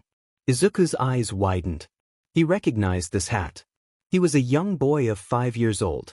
His mother had to tell him that no. She would not buy him every piece of All Might merchandise he saw. It was a bummer, but he grew to understand. What would hurt more is his mother not supporting his dreams the way he had wished. He was grateful for all that she had done for him. He snapped back to reality and grabbed the hat from the smiling girl, who also pulled out another gift, a matching t-shirt. It wasn't his birthday, or any kind of holiday. He was surprised and even slightly confused, but he was incredibly thankful. "Why didn't have to?" "Dude, you are freaking amazing. Why shouldn't I get you cool stuff? You're my best bud." "Thank you so much, Mina. You're amazing." He found himself choking up. He tried to rein it in as not to weird her out, not that it was news to her just how emotional he or his mother could be. "Yeah, I am," she teased, blushing slightly, though Izuku couldn't notice as his head rested on her shoulder, her fluffy hair tickling his cheek. He had to pull away to avoid fainting. He realized how ridiculous that sounded just thinking of it, but his heart was racing for this girl. His stomach was like a butterfly garden, akin to the one his mother took him to on vacation one year. He had hugged her several times, and each one was somewhat awkward, because hugging girls was not something he was used to outside of his mom. These developing feelings just made it harder. However, he wouldn't sacrifice them for anything, not even a quirk and the chance to be All Might's sidekick. I didn't get you anything. Dude, you don't have to. I just saw something I thought you would like and I bought it. You don't have something to get me anything." She shrugged. "Well, neither did you, and you still did. Well, look who's being assertive. Fine. I guess I'll let you pamper me," she teased. "What, are you going to take me on a date or something?" Izuku's cheeks turned bright red at her words and he forgot his ability to speak. "I'm just messing with you." She laughed softly, a flush of lilac lighting up her own cheeks. Izuku didn't notice this, but even if he did, he would still find a way to be uncertain of any feelings she may have had. "So, what should we do now?" the green-haired boy asked. He didn't know what Mina wanted to do and he wasn't even sure what he wanted to do other than scream at himself for lingering for far too long on how appealing her smile was, or how her eyes were like a appealing night sky. A tiny part of his brain told him that the night sky was dark blue, and it only looked black because of light pollution. He screamed at that part too. "Dude? You okay? You're spacing out," Mina asked softly, ping an eyebrow inquisitively. Izuku didn't just overheat in that moment. He could have sworn he had burst into flame. He tried his best to regain his composure by flailing awkwardly and hoping to whatever powers existed out there, God, King Yama, All Might, what have you, that she would brush it off as him just being the same awkward nerd he had always been since they first met. Fine, he exhaled. "Your hair looks really fluffy today." And thus, the mental screaming began once more. Thanks, dude." She blushed, laughing awkwardly. "You sure you're okay?" Thinking on his feet to recover from embarrassment, he looked away from her, not wanting to focus on her eyes again, though he also didn't want to be rude. He ran a hand through his hair before looking at her. "I just meant, I forget if I asked this, and it's kind of dumb, but is it like that because of your quirk, or is it a hereditary thing? You're a giant dork?" she said through narrowed eyes, brushing it off with a smile. "I thought we had talked about this before. Pretty sure you met my mom, but I get my hair from her. My horns are from my dad." The rest of my appearance is 100% Mina. She spread her arms as if gesturing to her entire body, which Izuku kept himself from looking at for too long. I see. Cool. Either way, I haven't seen my dad in a long time. I forget what he even looks like, but I heard my hair comes from him. The curliness anyway. The color is from my mom's side. You don't talk about your dad very often. Mina frowned slightly, concern painted on her face. Sorry he isn't around. It's fine. I'm sure he has his reasons. I am grateful for my mom at least. I guess. It's still lame. But hey, hair buddies, she said with a gentle headbutt against Izuku's forehead, allowing their hair to touch. Once again his face was beet red. This girl had been a lifesaver in several ways, but she would also be the death of him, he swore. Mina walked home. After a fun-filled day hanging with her hair buddy, as she had affectionately called him, she had to admit she missed the guy. She would say he was like a brother to her, but that would be false. For starters, she got along with him a lot better than she did with her brother. They certainly didn't riff on each other anywhere near as much as she did with Mika. Adding to that, there was a strange itching in the back of her brain that she couldn't quite reach, something she couldn't put a finger on. She was sure it was nothing, though she was a bit confused as to why she was thinking of Izuku's smile at that moment.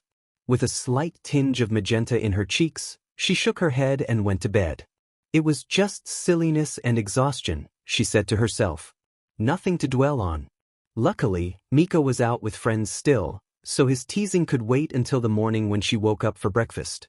She was sure their mom would lay into him for being out late on a school night, but it was just an hour. She sometimes wondered why he didn't go to hero school. He could have easily entered UA or even one of Shiketsu, though the latter wasn't really his style. I'm not a hat person, Pinky. Don't want to mess this hair up, he would tease. She supposed that was something her brother and her best friend had in common. She could have pondered that subject more, supposing that part of why she was drawn to that boy had something to do with similarities to her brother, or that he was just some cute dork who needed some honest-to-goodness friendship in his life. These queries were silenced by a sizable yawn from the curly-haired alien girl. Deciding that sleep was more important, Mina tucked herself in, preparing for a typical, restless night of sleep. Her comforter would likely end up hanging off the bed, with a dozing Mina in hot pursuit. As she nodded off, she thought of her best friend and smiled, but couldn't quite place why. Mina was bundled up, a knitted beanie covering her head, with 2 custom-made holes for her horns to peek out of. Her hair stuck out like curly tufts of cotton candy as her scarf, the same one she bought months ago at that thrift store, wrapped around her neck, kidding most of her face, save her eyes and nose. On this day, Mina opted not to wear her makeup, showing off her freckles on a rare occasion. Izuku lived for days like these when he could see the multitude of reddish dots peppering her cute pink face. The way she wrinkled her nose as snowflakes landed on it was even better. He cursed himself for feeling his heart flutter out of his ear. He had been over this before, and yet, in defiance of his own wishes, he fell deeper in love with her as time went on. Izuku would have to give himself a serious talk about this. Man, no wonder I've had trouble making friends, he thought as he realized that he was having such serious conversations in his own head. His own snow gear consisted of, unsurprisingly, almost exclusively All Might-related gear. His winter hat was a Lapland that resembled the number 1 hero's trademark hair. The jacket and breathes were based on his Silver Age costume. The boots were just regular boots that happened to match the rest of the ensemble. He had just wrapped up the finishing touches on a snowman he made. Mina had joked about making some snow creatures from the Alien movies, much to Izuku's dismay. Luckily, those were too intricate for Mina to create. She instead settled for a rough approximation of her best friend, finding bits of bush to stick on top, emulating his mess of green hair. Tiny pebbles approximated his freckles, and as a last cheeky touch, she added kanji fort otaku in stones. Izuku's had been modeled in turn off of Mina. Tree branches made up her horns, her hair was made using snowy leaves, and he looked high and low for something yellow and black for her eyes. He finally just settled for regular stones and a couple coins he had in his pocket. It was as close to Mina as he would get in this medium. He had included her freckles as well. Instead of just stones, Izuku used a few acorns he had found as well. She was a bit embarrassed by their inclusion, but Izuku insisted. I think they're neat. They're part of who you are and they look see you. He paused as he blushed. We could, be freckle buddies, he smiled sheepishly. I guess so. They look a bit odd on me, but thanks, freckle buddy. She smiled, causing his heart to stop once more. Luckily, or perhaps unluckily, a stray snowball brought the green-haired boy back to reality with a whap. The giggling alien princess, who was actually neither extraterrestrial nor royalty, ducked behind a tree for cover, unable to resist the siren song of messing with her nerdy best friend. For someone so plain-looking, he was such an easy target for her hijinks. They came from a place of affection, of course. He ducked for cover, diving behind a tree and using his gloved hands to form an adequate snowball. He wasn't great at snowball fights, but he hadn't really had one in a while. Mina was ready to go after them when she had first heard that, but Izuku had managed to calm her down and convince her it wasn't worth it, though it took a lot of convincing. Even then, she was reluctant. Think fast, Midoriya, she exclaimed, moving through the snow with surprising ease. Despite being bundled up and moving through snow, which wasn't exactly her natural turf, she maintained the mobility Izuku knew her for. She also had more friends than he did, so he imagined she had snowball fights with them during winter as well. I need backup, he squawked. It's just one-on-one, Izuku.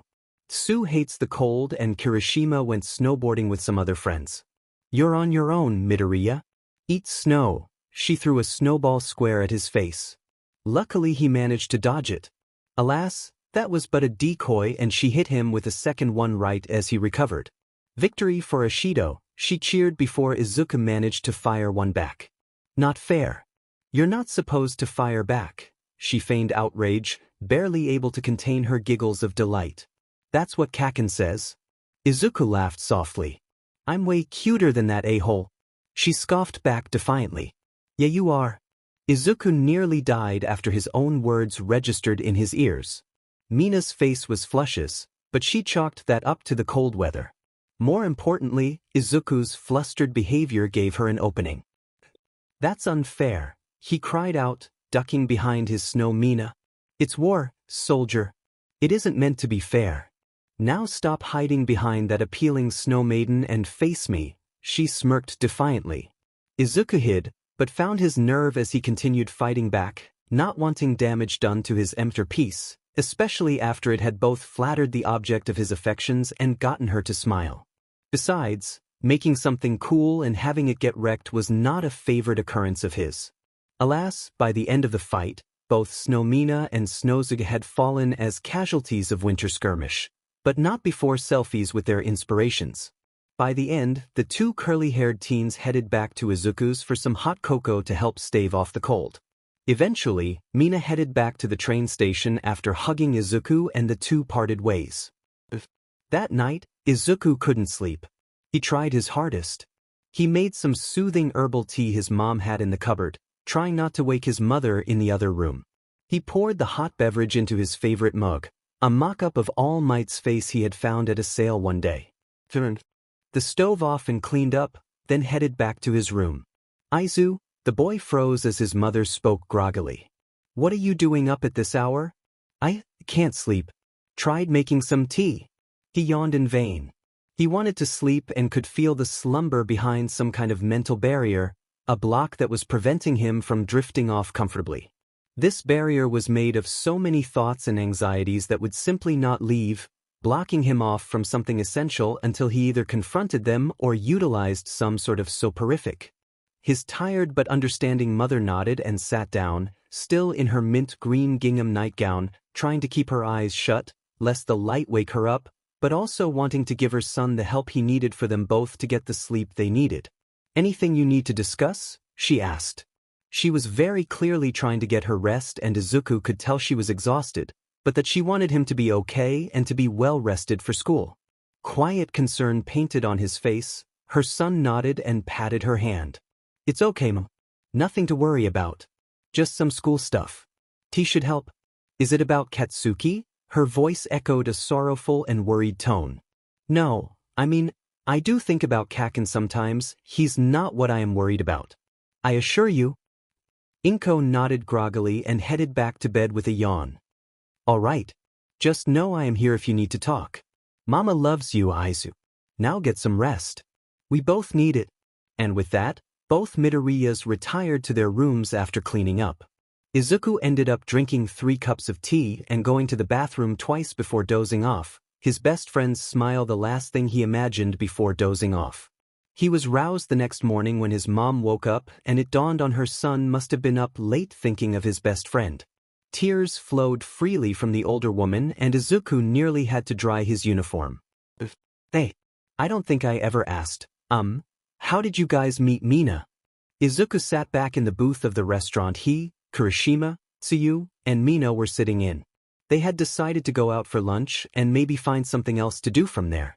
Suyu had been bundled up so much previously that she had been more clothes than Frog Girl. Cold was not her friend, in large part due to her more amphibian physiology. Having taken off her hat, jacket and scarf in order to not burn up, she went first. I met her at the park one day. The same one you met her at, Midoriya-chan. While I was sitting by the pond, listening to frogs and watching them hop about. She fell out of a tree and into the pond, scaring them all. Why was she in the tree to begin with?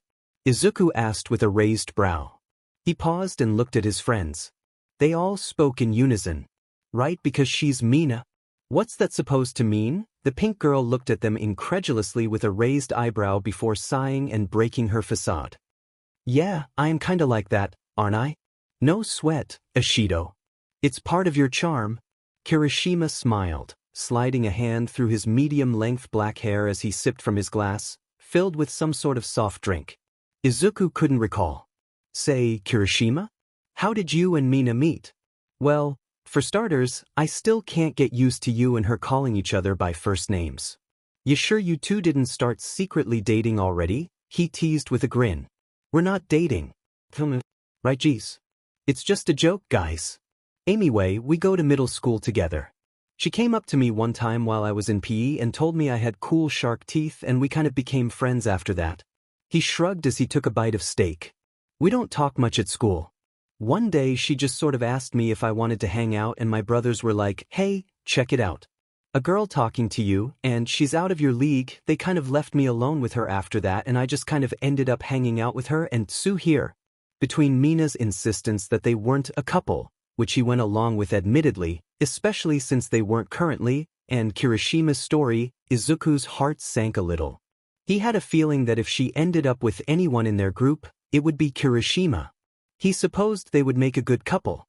He wouldn't fight it. He wanted his friends to be happy and he would not get in the way of things. He listened intently to his friend's story, up until the black-haired boy was elbowed. Geez. You make it sound like we're dating now. Sorry, you're not my type. She smiled, causing Kirishima to sigh and blush. I wasn't saying we were. Man, I might be able to harden, but you guys keep going for BL'd. Izuku exhaled in relief, trying his best to be covert while doing so. He didn't mean it when he was ready to support a possible romance between his two friends who attended school together, but he couldn't help but be relieved by that bubble being popped. His chances were looking brighter. He then chastised himself for thinking of his best friend as some prize and nearly choked on his katsudon. Izuku looked at Suyu, who he had been getting along with a lot better, especially after she showed up at his door frowning with a gift basket to apologize for her rude behavior to Izuku's mom. She was sometimes too straightforward, even for her own liking, so she wished to make amends. She bore no ill will to the single mother and wanted to show that. Both Izuku and Inko appreciated that, and Suyu had become a welcome guest in their home, along with Mina, who, of course, was all too familiar to Izuku's mother.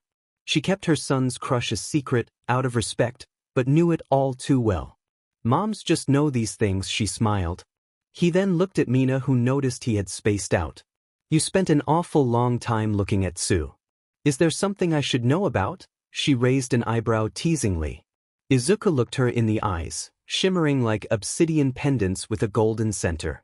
He could get lost in them. Stop thinking stuff like that, he told himself mentally before shaking his head. No. She's just my friend. I don't feel that way about her. You Suyer? Mina pressed further. Teasing her best friend was always God for a laugh, as his reactions were priceless. She knew when to stop, but lived for that. She also was a bit of a fan of romantic gossip and would happily help set up friends if she could. Yeah. Lou. Like someone else. The curly-haired boy averted his gaze and poked his pointer fingers together. He was kicking himself for admitting that. He could have easily come up with something else. He didn't have to admit it just yet, especially not with others around. Not just yet. He wanted to tell her. He wanted to announce his feelings, but he couldn't. Not yet. And yet now, he was cursing himself as he would have to think of an answer to give her, one that would convince someone who had grown to know him rather well in the several months they had known each other. Oh, who is it? Anyone I know. She exclaimed excitedly. Kirishima and Suyu exchanged a look and shook their own heads. Suyu looked at her black-haired friend, who was becoming increasingly certain that he would lose their bet and some of his allowance. The frog girl next to him croaked contently at his reaction. Told you she was oblivious? Suyu croaked silently while drinking her bubble tea. Well, spill the beans, Greenie. Who do you like? Mina chirped. Izuku was panicking. He wasn't ready. Not yet. He needed a distraction. He wasn't good with lying and he knew any attempts to deflect would likely be seen through. He needed something. Anything. A nearby TV was airing a report on a recent villain attack that had been thwarted by the current #1 hero, who had reigned as symbol of peace for such a time that nobody was even sure how long it was. Izuku lit up when he noticed the report. Not only was his idol on TV, but it was just the diversion he needed until he could think of a way to get out of this awkward situation. All Might, he blurted out. Mina looked with confusion at her best friend and laughed, raising an eyebrow. All Might? In love with All Might? I suppose it makes a lot of sense, given your obsession. He might be a bit old for you, dude. What? That's not. He's on TV. Look. Izuku pointed, fighting off further embarrassment from how that went. His three friends looked to watch the news report. Mina paid attention and cheered but caught on after a while. The day ended as they headed towards the station to go to their homes. Izuku and his best friend were far ahead, while the others talked amongst themselves far behind. Sneaky move, Midoriya. I will get it out of you yet? Mina teased, giving him a playfully defiant look. It softened afterwards, and she returned her attention to the television. Hey, you don't have to tell me who it is if you're not comfortable. Sorry if I came off as pushy, Mina said kindly, focusing on her own footsteps. I just kind of have a soft spot for this stuff, and if my best friend is in love, I dunno. I feel invested, you know, she smiled softly. I know. I am sorry if I have trouble telling you. He sighed. I don't really like keeping secrets. I hear you. Being treated like sheep by classmates kind of messed with your confidence and resulted in you being more shy about this stuff. No worries, dude. She waved him off before placing a hand on his shoulder. I respect you and won't stick my nose in too deep. I'm here for stuff like that when you're ready though, you know? We are freckle friends and hair buds, remember? She offered that same warm, encouraging smile that melted his worries and replaced them with new worries about his feelings for her. Feelings that he felt would complicate things. He had no longing whatsoever to place undue pressure upon someone whom he valued immensely for all she had done in the time they had known each other. Thanks, Mina. I appreciate it. He smiled softly, then looked down. He wanted the courage to tell her so badly. And yet it wouldn't come. Perhaps one day. Maybe I'll tell you one day. He bit his lip at this but calmed down. He did want to tell her eventually, and he was grateful for her understanding and basically everything else about her. Mina grinned again and draped her arm over his neck, turning his face bright red at the contact. He tried telling himself it meant nothing and that it was just a friendly gesture. After that, he tried telling himself that that wasn't a bad thing and to not feel heartbroken over it. Before he could tell himself anything else, Suyu and Kirishima caught up. What are you two gossiping about? Midoriya like someone? The black-haired boy grinned, wanting to check up on his fluffy-haired friends. It's not nice to butt into other conversations, Kiri. Jiro. Suyu croaked disapprovingly. Man, I was just teasing. And also concerned. Sorry. He sighed, placing his hands in his pockets. You can show concern without being nosy, Jabberjaw. Mina stuck her tongue out. You girls are cruel. Kirishima's shoulders slumped. We're just teasing. Didn't think your skin was so thin, hardy boy. Mina gently punched his arm, causing the sharp-toothed boy to roll his eyes fondly. I appreciate you, Kirishima. Izuku chuckled softly and smiles. I haven't had friends as good as you guys. He looks downward. It was true. These three were the best and most important friends the freckled boy had ever had, and he couldn't have been more grateful. He looked back to Mina, smiling as he placed his arm around her shoulder, and the two trekked on further. As they parted ways, Suyu and Kirishima looked at their two other friends, then each other. It was only a matter of time, they assumed, until those two became a couple. Time sped by like a blur, with days giving way to weeks, and weeks into months. Before Izuku knew it, it had nearly been a year since he had first met Mina, that day in the park. It almost felt unreal, like a bizarre dream. He still couldn't believe he had met this girl and befriended her almost instantly. He couldn't believe that she had introduced him to her friends, stood up for him, and become his best friend. He kept preparing to wake up and to be alone again, save for his mother. And yet, everything checked out.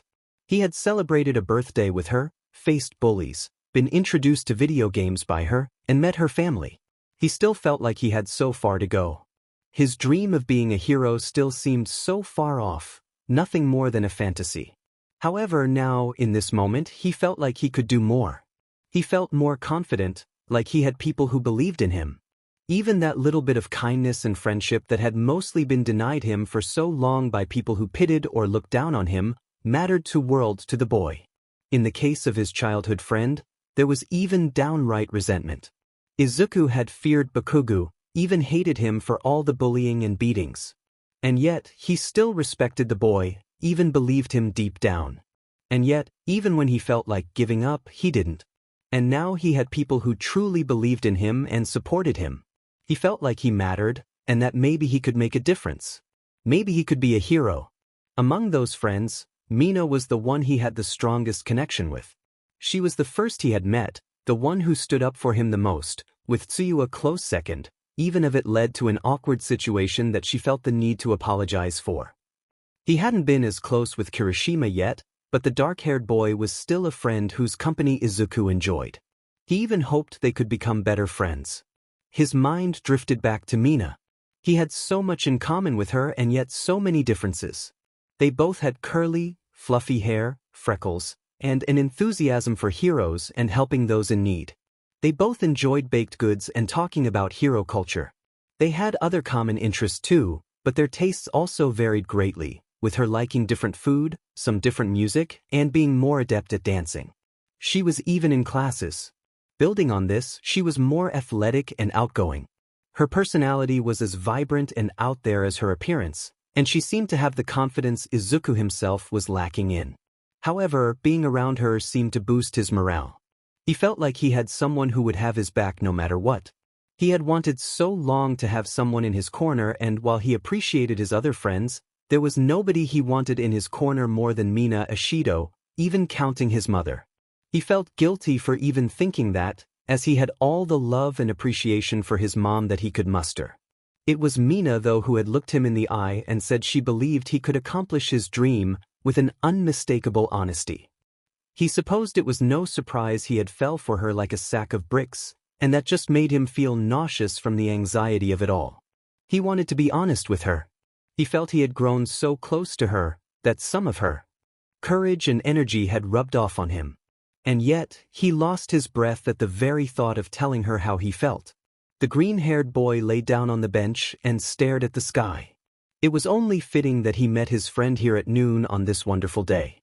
It was strong to believe that this was the exact spot he had met her at, but he had it memorized. He shivered with shame at that realization. It made him feel like he was creepy and obsessive. He couldn't help it though. It was strong to forget, sometimes, the details of one of the most cherished days in your life. Sometimes someone enters almost by accident, and the impact they have is immeasurable. As Izuku took in the smell of the air and the sound of parkgoers and songbirds, He thought of everything. The day they literally bumped into each other, the time he met Kirishima and Suyu, and the trips to the arcade. He remembered snowball fights and going to the movies all the way up to today. They were slated to head to a water park, Marinasu. His bag was underneath his head, like a makeshift pillow as he waited for the horned girl to come. Sure enough, she arrived across the street, waving and shouting at the green-haired boy as she waited for the signal to cross. As soon as the road was safe, she ran, almost skipping as she made her way to the bench where her friend waited. Izuku. Over here, she certainly made herself known, especially when she was excited. The quirkless boy got up and looked in the direction of the voice, shooting to his feet and grabbing his bag off the bench. Oh, hi, Mina. Are you ready? He stammered, trying his best to calm down. He expected her, though she was a little late. Still, he was taken by surprise slightly, having to shake his head to pull himself together. Hell yes, I am. I'm telling you, Izuku-in. You'll love it. It's like the best water park I have ever been to. They have this water slide called Deluge Soul. It's so high it's like it nearly touches the sun. It's really fun. And they have an aquarium there. And a wave pool. Mina could not contain her enthusiasm. She loved the water park. She loved theme parks in general. And getting to go with the best guy she knew, her best friend in the world? It was a dream come true. She danced around him, twirling around as if trying to shake off all the excess enthusiasm flowing through her body, to no avail. I have only been to a water park a couple times as a kid, but never any of the larger ones. My mom couldn't always take me, and I didn't. Izuku paused, not wanting to bring his friend's enthusiasm down. He worried about being a mood killer. After years of being treated a certain way, it was strong to shake certain habits, even if he was getting better. He didn't want Mina to worry.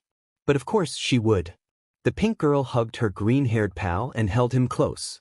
Her sweet aroma wafted into his nostrils. He had grown so accustomed to the shampoo she washed her hair with.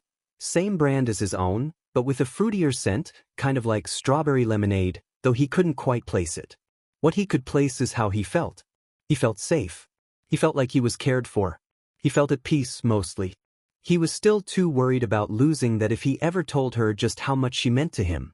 He didn't want to risk driving her away or making her feel like she had to be with him if she didn't wish to. He was happy she couldn't see his face right now, as he could not hide the concern plastered across it as he thought of all these things. The hug ended abruptly as she dragged the boy by the hand. The train station wasn't that far away, and she didn't want to waste any more time. Come on. While there's still daylight. Let's go. She smiled and pointed towards the station, barely containing her joy and excitement. Izuku could do nothing but smile back while doing his best to hide how flustered he was at the moment. Hey Mina. Yeah. You're not wearing makeup. Dude. Not the thing to say to a girl. She teased. No, I meant. The freckled boy protested, his eyes bugging out and sweat dripping off his brow. Relax. It's fine. Just messing. No, I meant, you're not covering up your freckles? That too. Yeah. The pink girl shrugged and sighed. I guess since we're going in the water, like, why bother, right? I really need to invest in the waterproof stuff, but it's a bit pricey. I like them, your freckles? Oh. The pink girls paused and rubbed her arm, not quite sure what to say. He had questioned her cover-up before. However, while she had showed them off on a few occasions, she preferred to cover them up. She wasn't exactly ashamed of her appearance. She was used to comments about her appearance. It wasn't like visually distinct people were rare in this world. That hadn't stopped the comments on how she looked, but she never let it bother her. At least, she tried not to let it. Izuku could see the look on her face and her body language and immediately got nervous about how he sounded. His arms went into overdrive and his face went red. I don't mean it in a creepy way. I swear. He could feel himself reaching maximum fluster, rambling and mumbling in typical Izuku fashion. Before Mina could interject, he managed to calm himself down, which surprised her a bit. The boy sighed before he continued. They look nice on you. And as someone with them himself, you shouldn't feel bad about them. I understand, it's your body and you're free to do what you wish with how you look, that includes your freckles. But they're part of who you are, and you're great. Mina froze. She could feel her eyes widen a little, but she closed them and snickered, trying to hide the color in her cheeks. You're a dork. But thanks. The two made it to the station and boarded their train, heading to the next prefecture where their destination lied. The two teens stood at the gates of the massive water park, water slides and various other rides towering in the distance as they smiled in amazement and enthusiasm. Even Izuku couldn't keep himself from being hyped up. Having fun with friends and doing things he hadn't expected to do for some time, and he was loving it. He was grateful for experiences like this. He wanted to be a hero more than anything. He had been dedicated to his dream, even when, deep down, he had all but given up. He had felt like he might even be going through the motions, refusing to give up on his notebooks lest he fall into despair at his own uselessness in the face of his beard defect. He had to thank Mina for that. Redeeming the tickets at the booth, the curly-haired teens ran hand in hand for the park, with even normally timid and anxious Izuku getting caught up in the moment as his friend tugged him along like an excited puppy dog who had just hopped out of a car. They rushed for the changing rooms first, their bags riding on their backs. Unintentionally, Mina had a neon green bag while Izuku had a pink one. It normally wasn't his color, but Mina had given it to him as a gift, so that they could represent each other's colors. We are the hair pair and we are legit. That is what she said with her usual grin.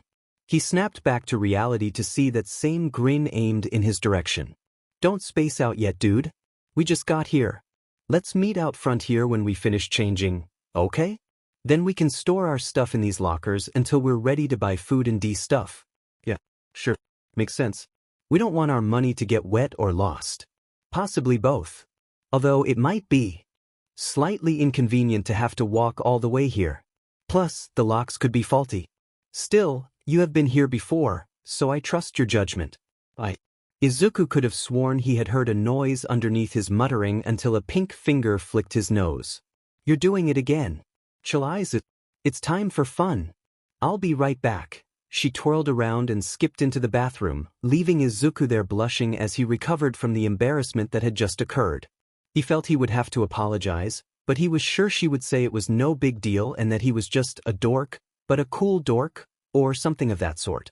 Izuku felt another jolt of embarrassment shoot through him as he realized he had looked at her, but as she entered the changing room, deciding to hurry into the boys' room to quickly change into his swimming gear. Izuku wasn't much to look at. He was scrawny, not in the best of shape, with a small gut from eating his favorite meal of katsudon so often. He had gotten in slightly better shape from Mina keeping him active during the tenure of their friendship, but he was still very average, all things considered, especially compared to his more athletic friends. He hadn't really seen them in bathing suits that often, but Kirishima owned several sleeveless shirts and tank tops. The sharp-toothed boy had tried to get Izuku to go to the gym, but he wasn't really sure of it. Not that Izuku didn't realize how rigorous a hero's work would be, but that self-doubt and anxiety weighed him down like an anchor. How would people react to seeing this average-looking nerd without his shirt on? Even now, he was shaking a little, despite it being a warm, balmy day, with the sun beating down on the park where he now stood, wearing only his all-might swim trunks and his back in green sandals. He certainly wasn't as athletic as Mina.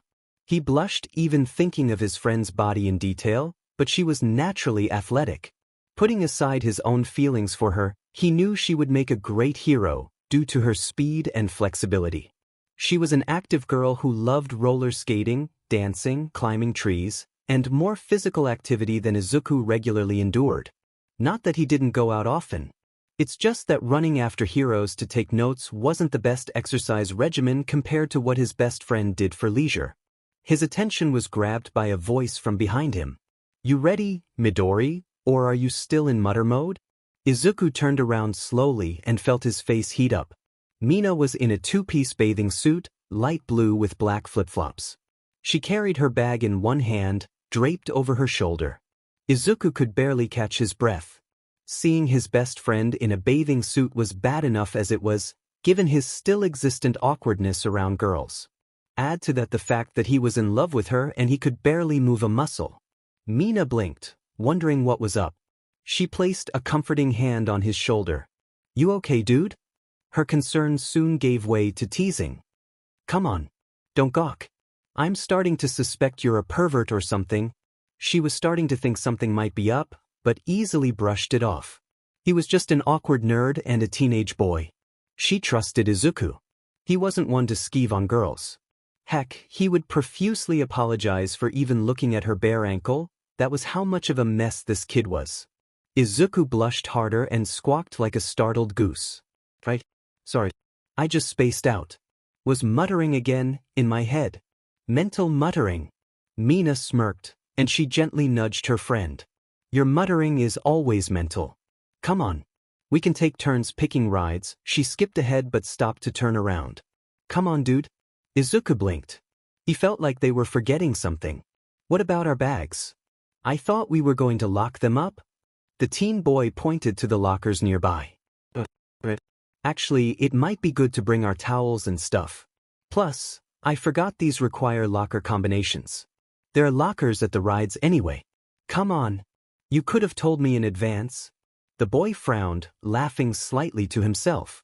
He wasn't sure if he was too naive or trusting, but he got the vibe from Mina that she wasn't malicious or rude. She could just be a bit airheaded at times, caught up in the moment by her own enthusiasm and zeal.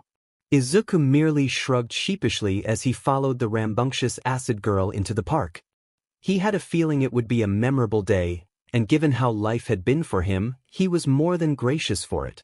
Their first stop was the wave pool. Izuku was a bit perplexed by why this is where they were headed first. Not that he was ungrateful or unwilling. He just expected to get dragged into something more. Warm up, Izuku.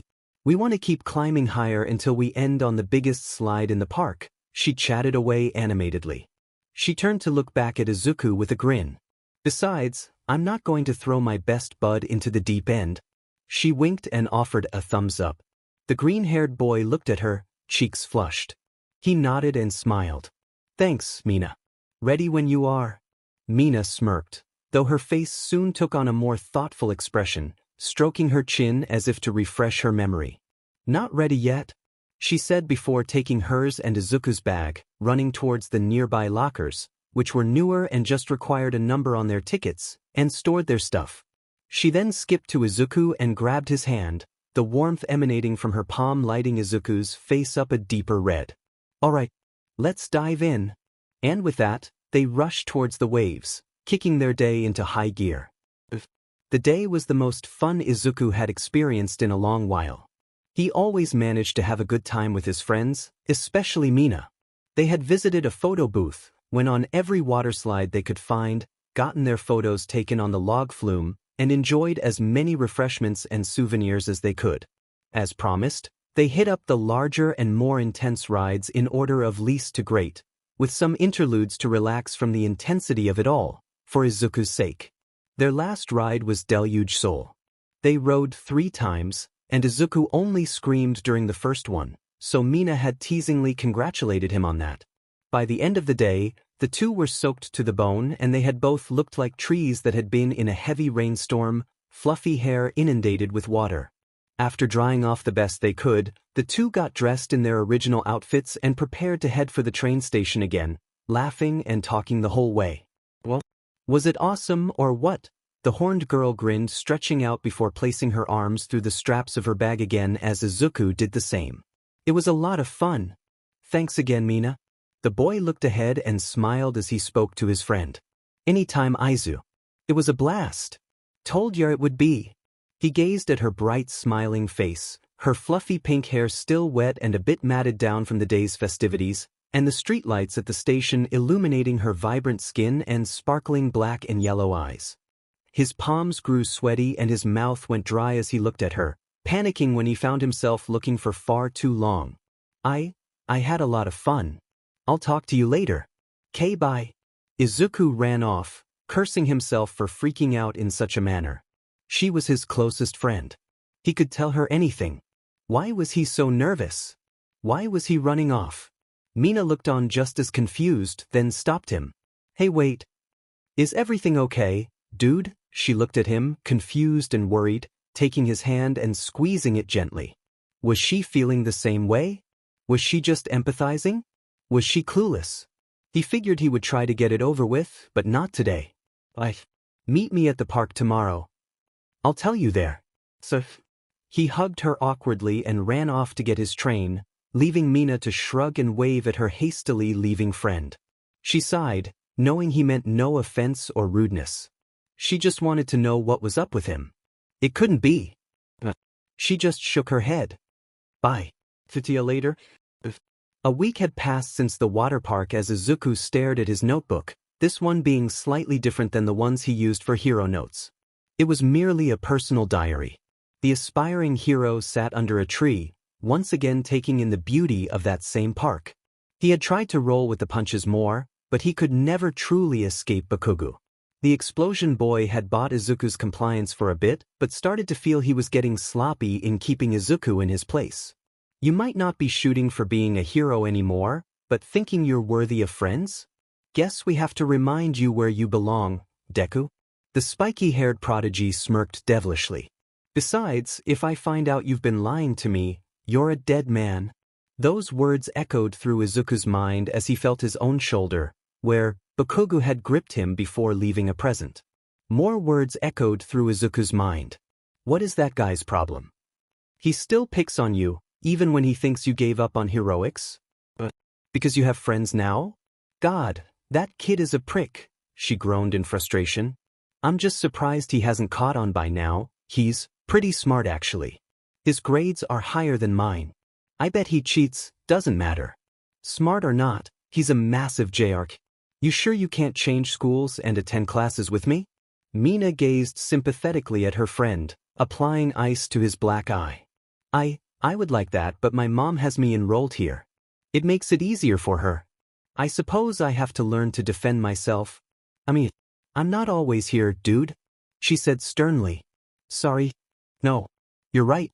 I wish I could be though. She punched his arm, prompting him to rub the spot she had hit. He faded back to the present reality, no longer thinking of friends turned bullies or of water parks, or his awkward and cowardly retreat. He needed to pull the trigger and be honest. She was his friend and confidant. She had defended him from the harshness and cruelty of others, and even if she hadn't been there most of the time or could handle herself, he did the same. He felt he owed her a great deal and would gladly pay her back however he could. He gripped his notebook and took a deep breath, skimming through the pages until he reached it, the page he had bookmarked with one of the photos they had taken at the booth on their water park trip. He had poured his heart out on this paper. 2 pages worth of sentiments, straight from the heart. Everything she meant to him, everything he wanted to say, it was strong to put into words, but his best attempts were captured right there. He would try and tell her verbally. If he choked, he could at least give her the letter, even if both pages were still in his journal. He stared at each word, mentally steeling himself for the day ahead. I'm here, dude, the pink girl smiled softly, yet still managing to startle the green-haired boy sitting in the shade. He slammed his book and made a sound akin to an amorous seal dying mid-CTS. This elicited a snicker from the pink girl. That's quite the reaction.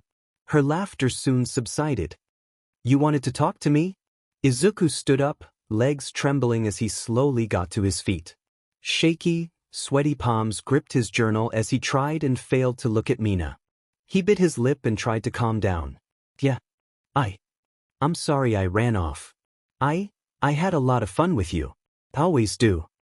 It's been almost a year. We have been friends for such a short time, but it feels like ages. It was so far so good, but he could already feel himself losing it. He looked into her eyes. He could lose himself in those eyes.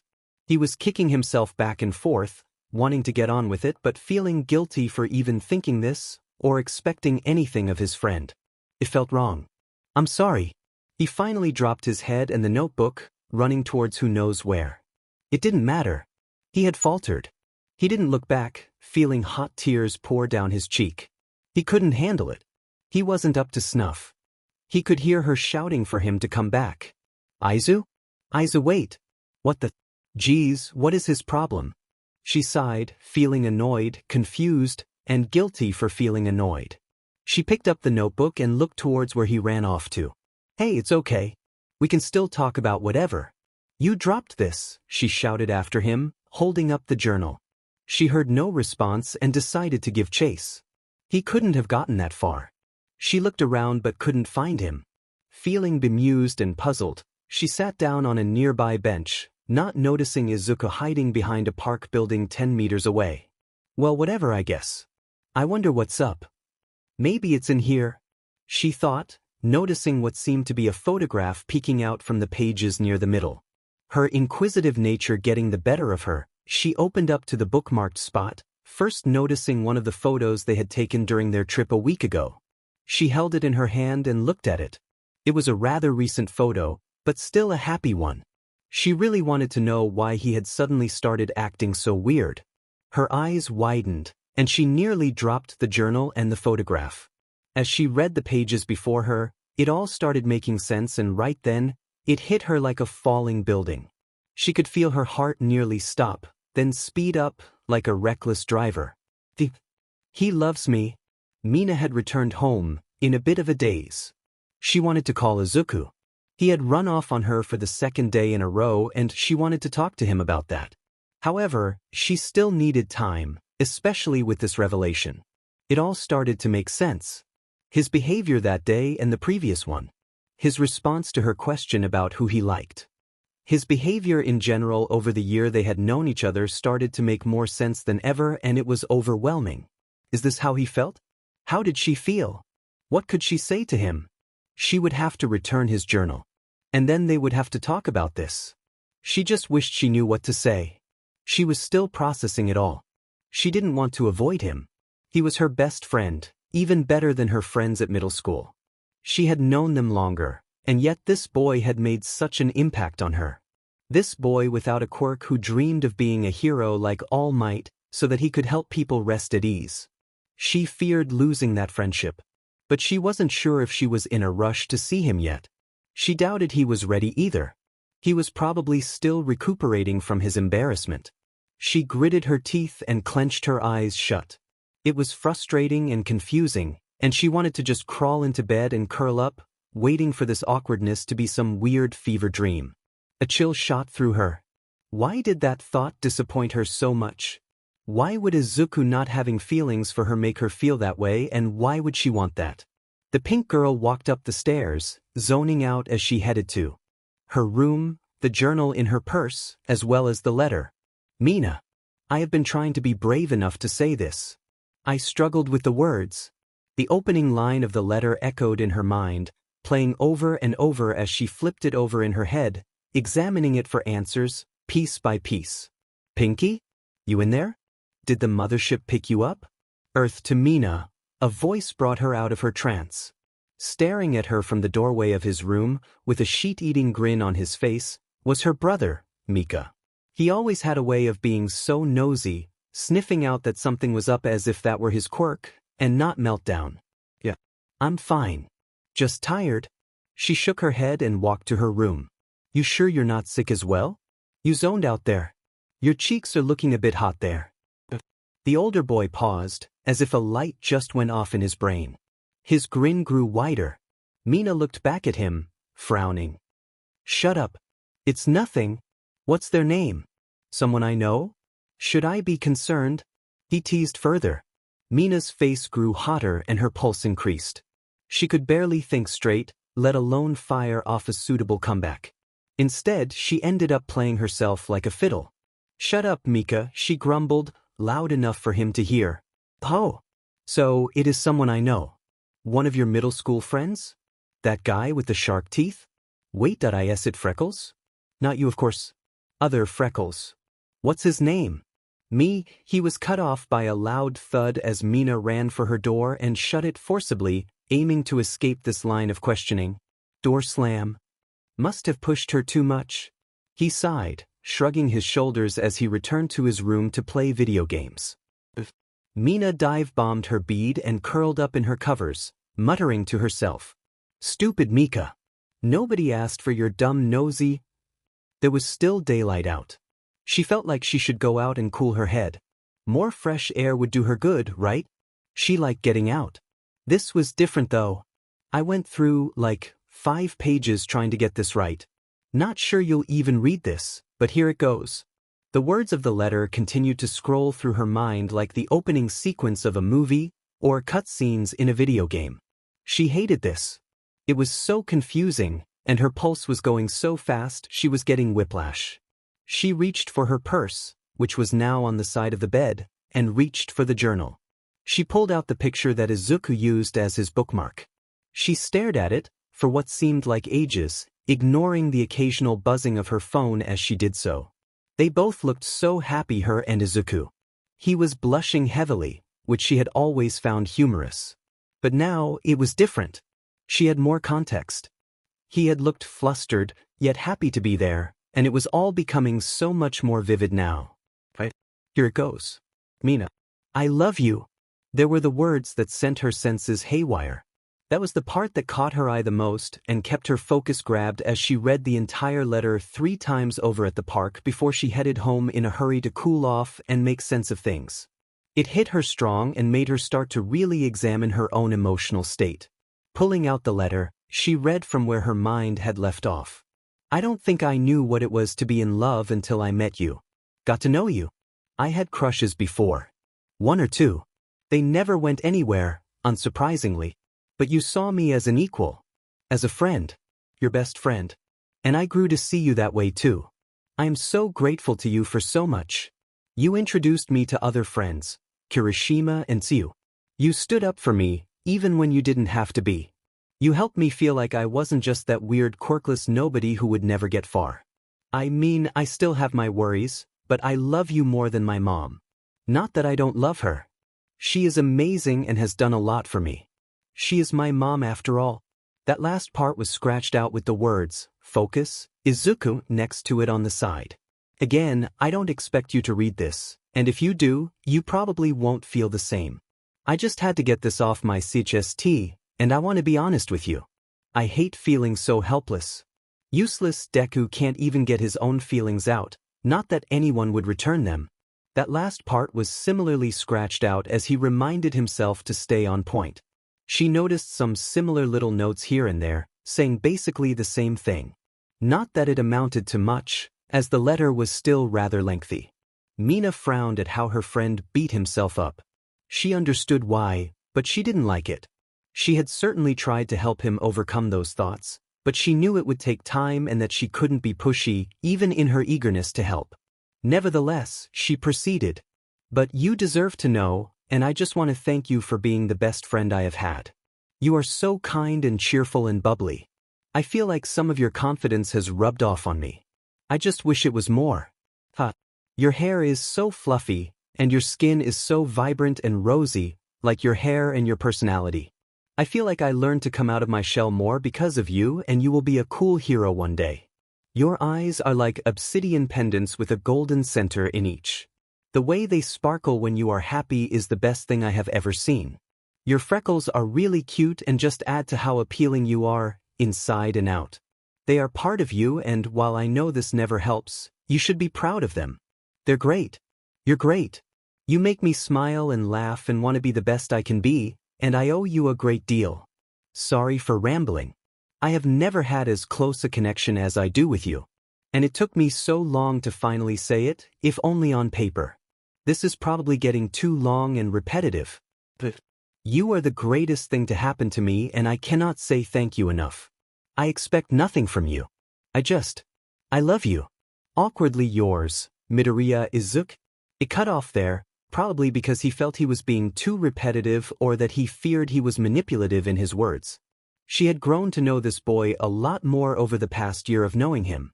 He never really expected anything in return. That might have been beaten out of him, and while she appreciated his humility, one of the contributing factors to who he was had made her stomach churn. He deserved none of the shit he had received from his classmates, especially not Bakugo. Just thinking the name Bakugo wore on her nerves. Mina stared at the ceiling, still holding the letter.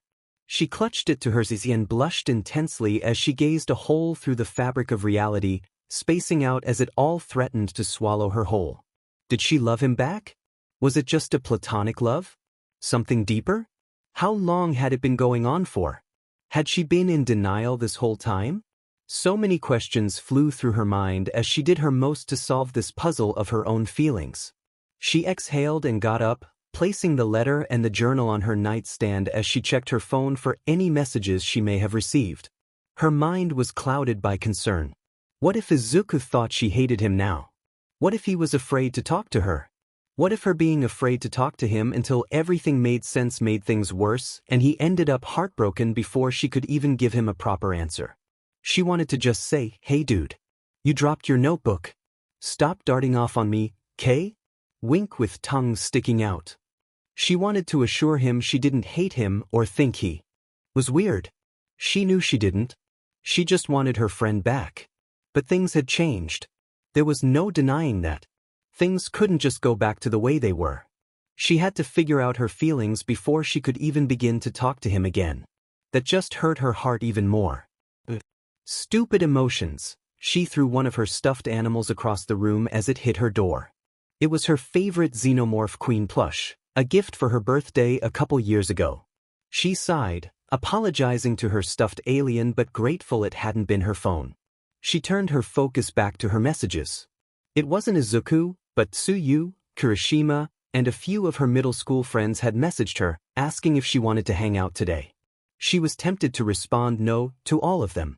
It would raise red flags as that wasn't a very Mina thing to do. Besides, fresh air might help her relax again. She nodded and pocketed her phone, grabbing her purse and heading out the door. She knew she would have to face Mika again, but she could just talk to him later. They lived together after all. "I'll be back later, dude. Getting food with friends. See ya." She tried her best to pretend like nothing was on her mind.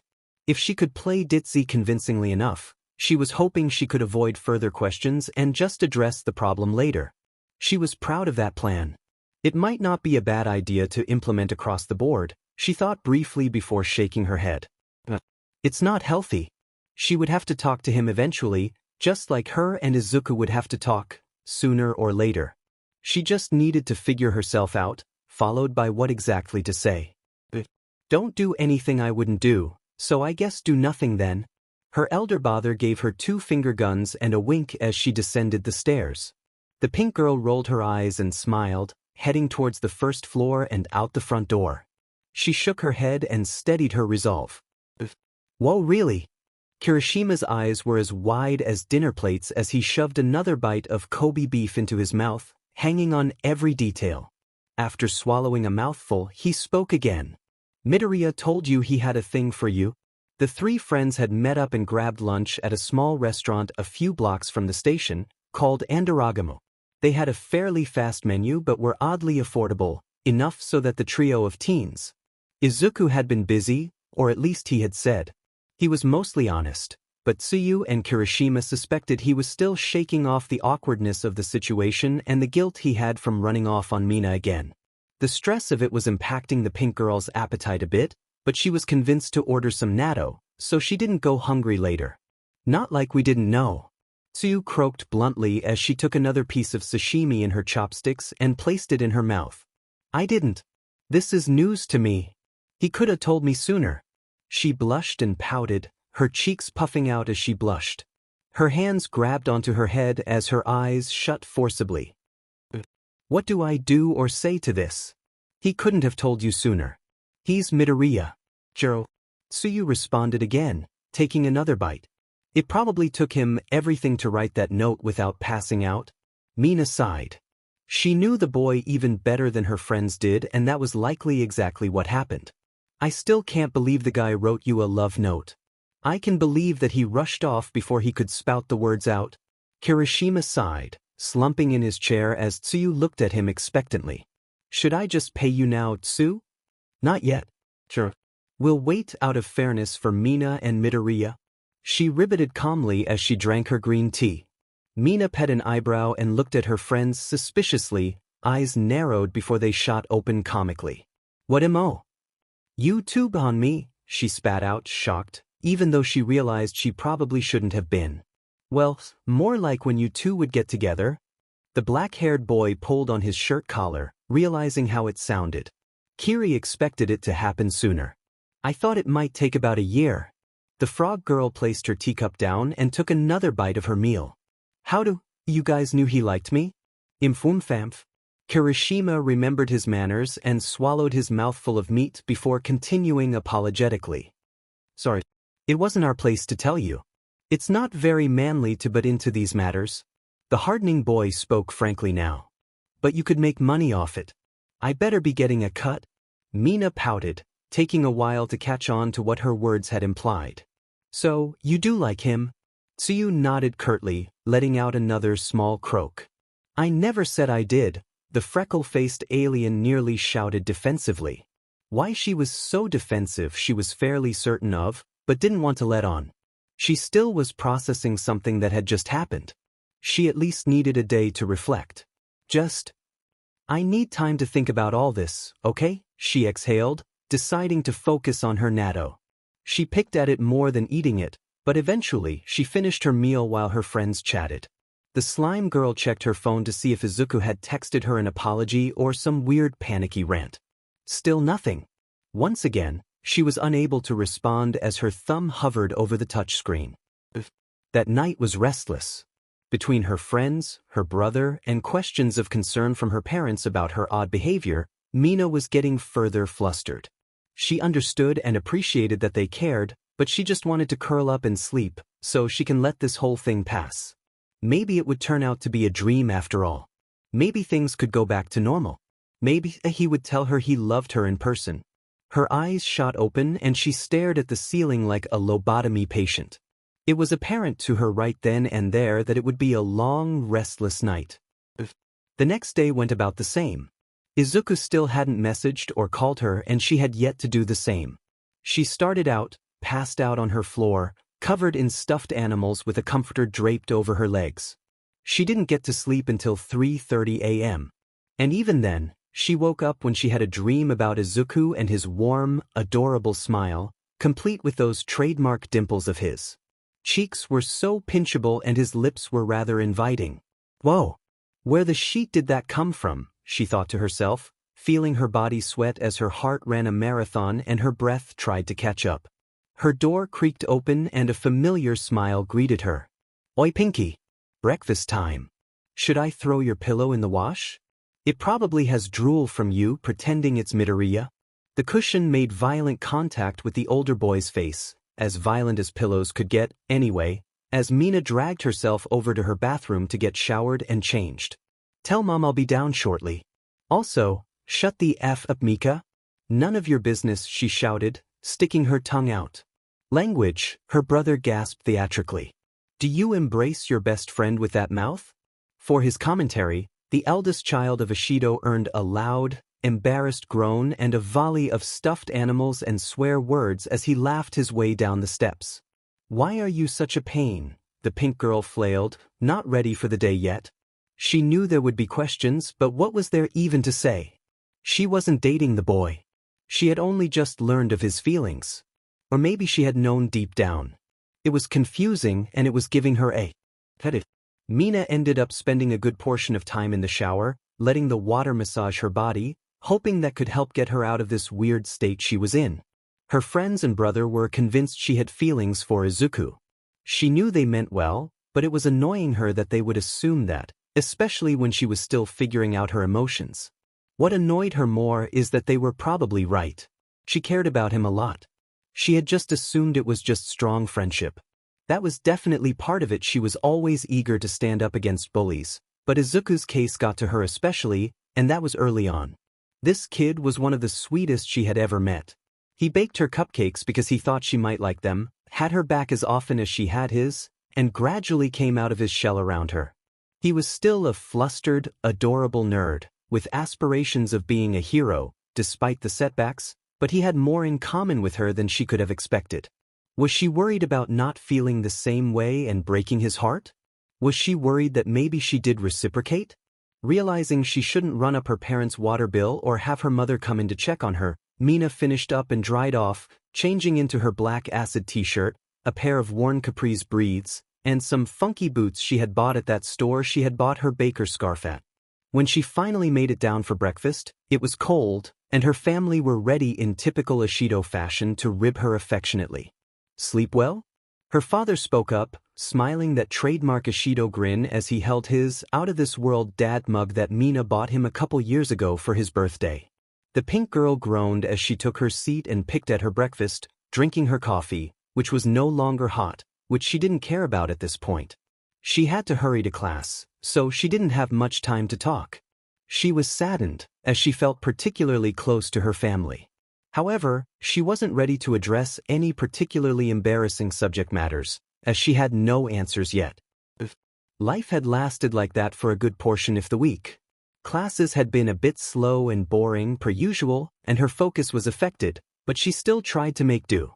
Mina's restlessness lasted 3 nights, and the third was the last straw. Sleep was precious to her, and being denied that by her messed-up brain state was starting to really get to her. It was obvious to everyone. She couldn't stand it any longer. The sleep deprivation was too much. Awkwardly avoiding her bestie and vice versa was too much. Denying him his property was too much. Not talking about this was too much. She had made up her mind. The emotional dust cloud had settled, and even though her stomach was still in knots, she knew where she stood. At least, she had a decent idea. More than that, she knew what would give her enough peace and sanity to sleep if tackling this issue wasn't an immediate option. She knew what she needed to hear if she wished to drift off into blissful slumber.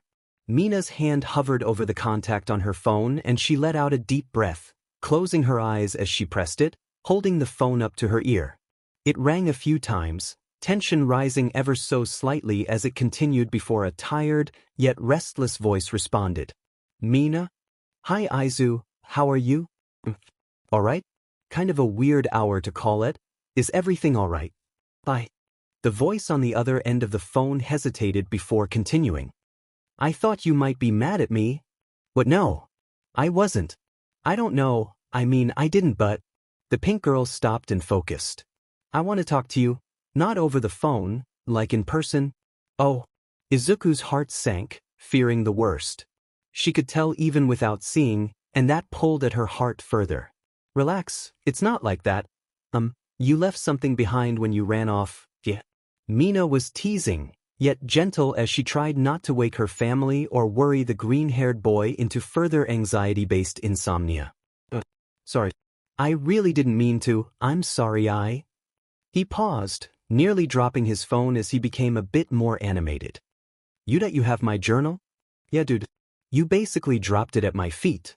Weird parting gift for you to leave me before ghosting for a few days. Mina knew an apology storm was coming and she quickly prepared her umbrella. Relax, I was just as flaky, I want to give it to you when we talk. We haven't done that in a few days and it's really weird. Yeah, again. Sorry. I guess I wanted to tell you something but Did you? I guess that settles it. She smiled softly. We are going to talk after all. Izuku was speechless for a few minutes, but Mina swore she could hear incoherent noises and muttering. She was almost amused, but more than anything, a mix of relief and anxious anticipation for what would transpire when they met up. How about the park? You know the one. Same time and place? Only feels right, you know, the dark-eyed girl gently cut him off. Yeah? Sounds good to me. Hey Mina? Did you? Well, he tried to find the right words, but the green-haired boy couldn't muster a single thought to follow up with. Oh yeah, read it. It's me. How? The girl joked before becoming a bit more nervous. We should talk about it. I want to talk about it. Okay, anything else? I'm good, guys. Good night, Mina. Izuku hung up first. His curl comrade could only imagine what was going through his head after that. He must have been feeling similarly to how she was. Within moments of the conversation, Mina had drifted off to sleep, feeling far more relaxed as a significant portion of weight was lifted off her shoulders. Some remained, but that would be dealt with soon. Her eyes fluttered shut as the Sandman whisked her away. She smiled softly. She had missed him, and she was ready to respond. Mina had went about her business. She got dressed, freshened up, had breakfast with her family, and texted her friends.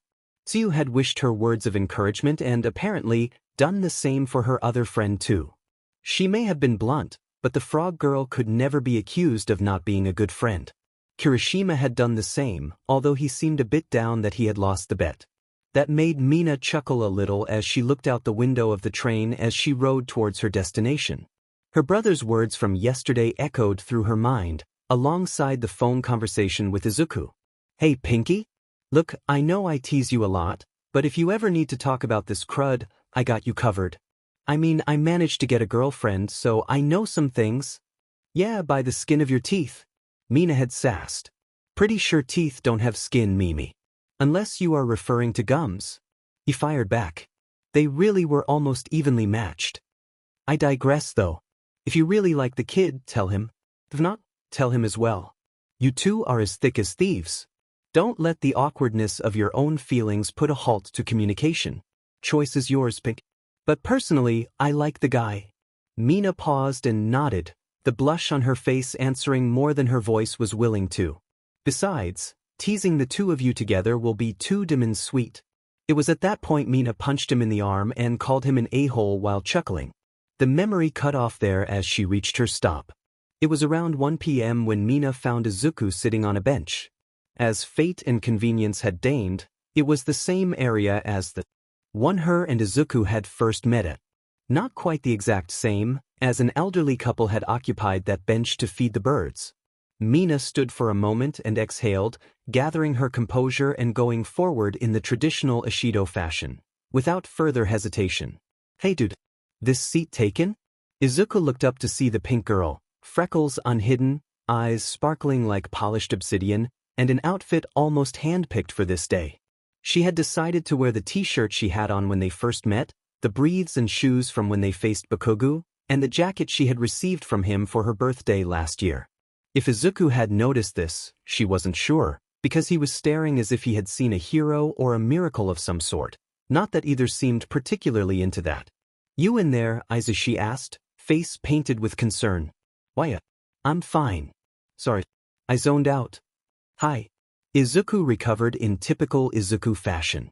They sat together in silence for a few minutes, minutes that felt like eternity. They both gathered up the nerve to talk but ended up doing so at the same time and had to stop to try again. So, you read the letter? Izuku sighed, ready to face the music. He knew he would have to. Yep. Man, I thought you just muttered when you talked. Turns out your letters are kinda similar, though not as organized. She chuckled softly, though it was evident she was feeling as weird as Izuku was right now. The trigger had to be pulled. Mina, I understand. If you don't feel the same way, I couldn't hold it in anymore. It's probably unfair to put this all on you. You're my best friend. Not some prize. Having you here, in my life, is already a treasure, but I couldn't lie. I couldn't just pretend things were the same. But when it came down to it, I choked. I write that kind of out of therapy, but also in case I lost my nerve. I could have followed that as a script or given you the note. Guess I sort of did. He looked down at his feet, trembling with every word he spoke. Mina looked at him then to the sky. It was really pretty that day, a vibrant blue that just seemed suitable somehow. Mina didn't know much of anything on color theory, so any significance was lost on her. Regardless, she turned her attention to Izuku, cheeks flushed lilac. Well, what if I liked it? Did that thought ever cross your mind? Mina spoke softly, yet loud enough for him to hear. The boy gazed at her in surprise, trying to process what she was saying. And maybe they were really sweet and adorable, if not a bit rambly. You know, I feel like you, Mina. What are you saying? I'm saying I like you too, you nerd. She burst out, a bit too loudly for her own tastes, covering her mouth and blushing deeper as she did so. I mean, I always liked you, just not as intensely as now, I guess. Or as intensely as you do me. Or like, it took me forever. The point is, Mina could feel herself starting to ramble. She knew she had things in common with Izuku, like hair, freckles, and drive to be a hero, but his way was not hers. She grabbed the boy and pecked him on the cheek, as if to do a final test. They gazed into each other's eyes, hearts pounding, and cheeks flushed from the realization of what just happened. The point is that the pink girl offered a gentle, endearing smile. The two students locked eyes once more. Their thoughts were swimming violently and neither kid knew who should speak first and what they should say until oddly, Izuku spoke first. Are we? The quirkless boy stammered. I mean, if you want, your letter was a bit vague. She teased bashfully. Was hoping we could. Me too. Good. Mina smiled softly. The two teens closed the gap between them slowly but surely, eyes fluttering shut. Their lips were so close. Izuku was sweating. Should he wait? Was it too soon? They were in public. Oh God, they were in public. It all seemed to melt away though, the closer they drew to one another. Nevertheless, even when he was tempted to pull away, he couldn't. He felt like he was riding on a track, locked in by his own emotional compulsions. Mina could feel her heart racing at the same time. They were incredibly close, their lips almost touching. Both their phones went off at the same time, bringing them out of their moment and snapping them back to reality. Mina sighed in mild annoyance and embarrassment, as a flustered Izuku found himself floating between relief and disappointment. Well, that moment was ruined. The pink girl chuckled softly. Anyway, what now? Oh, wanna go hang out at my apartment? Izuku managed to sputter out, his face beet red. Not exactly exciting or romantic, but she was fine with it. A bit of cool down wasn't bad, especially not with her boyfriend. Boyfriend. Just thinking that word made her heart beat faster. She offered a smile, along with her land. Sure. Lead the way.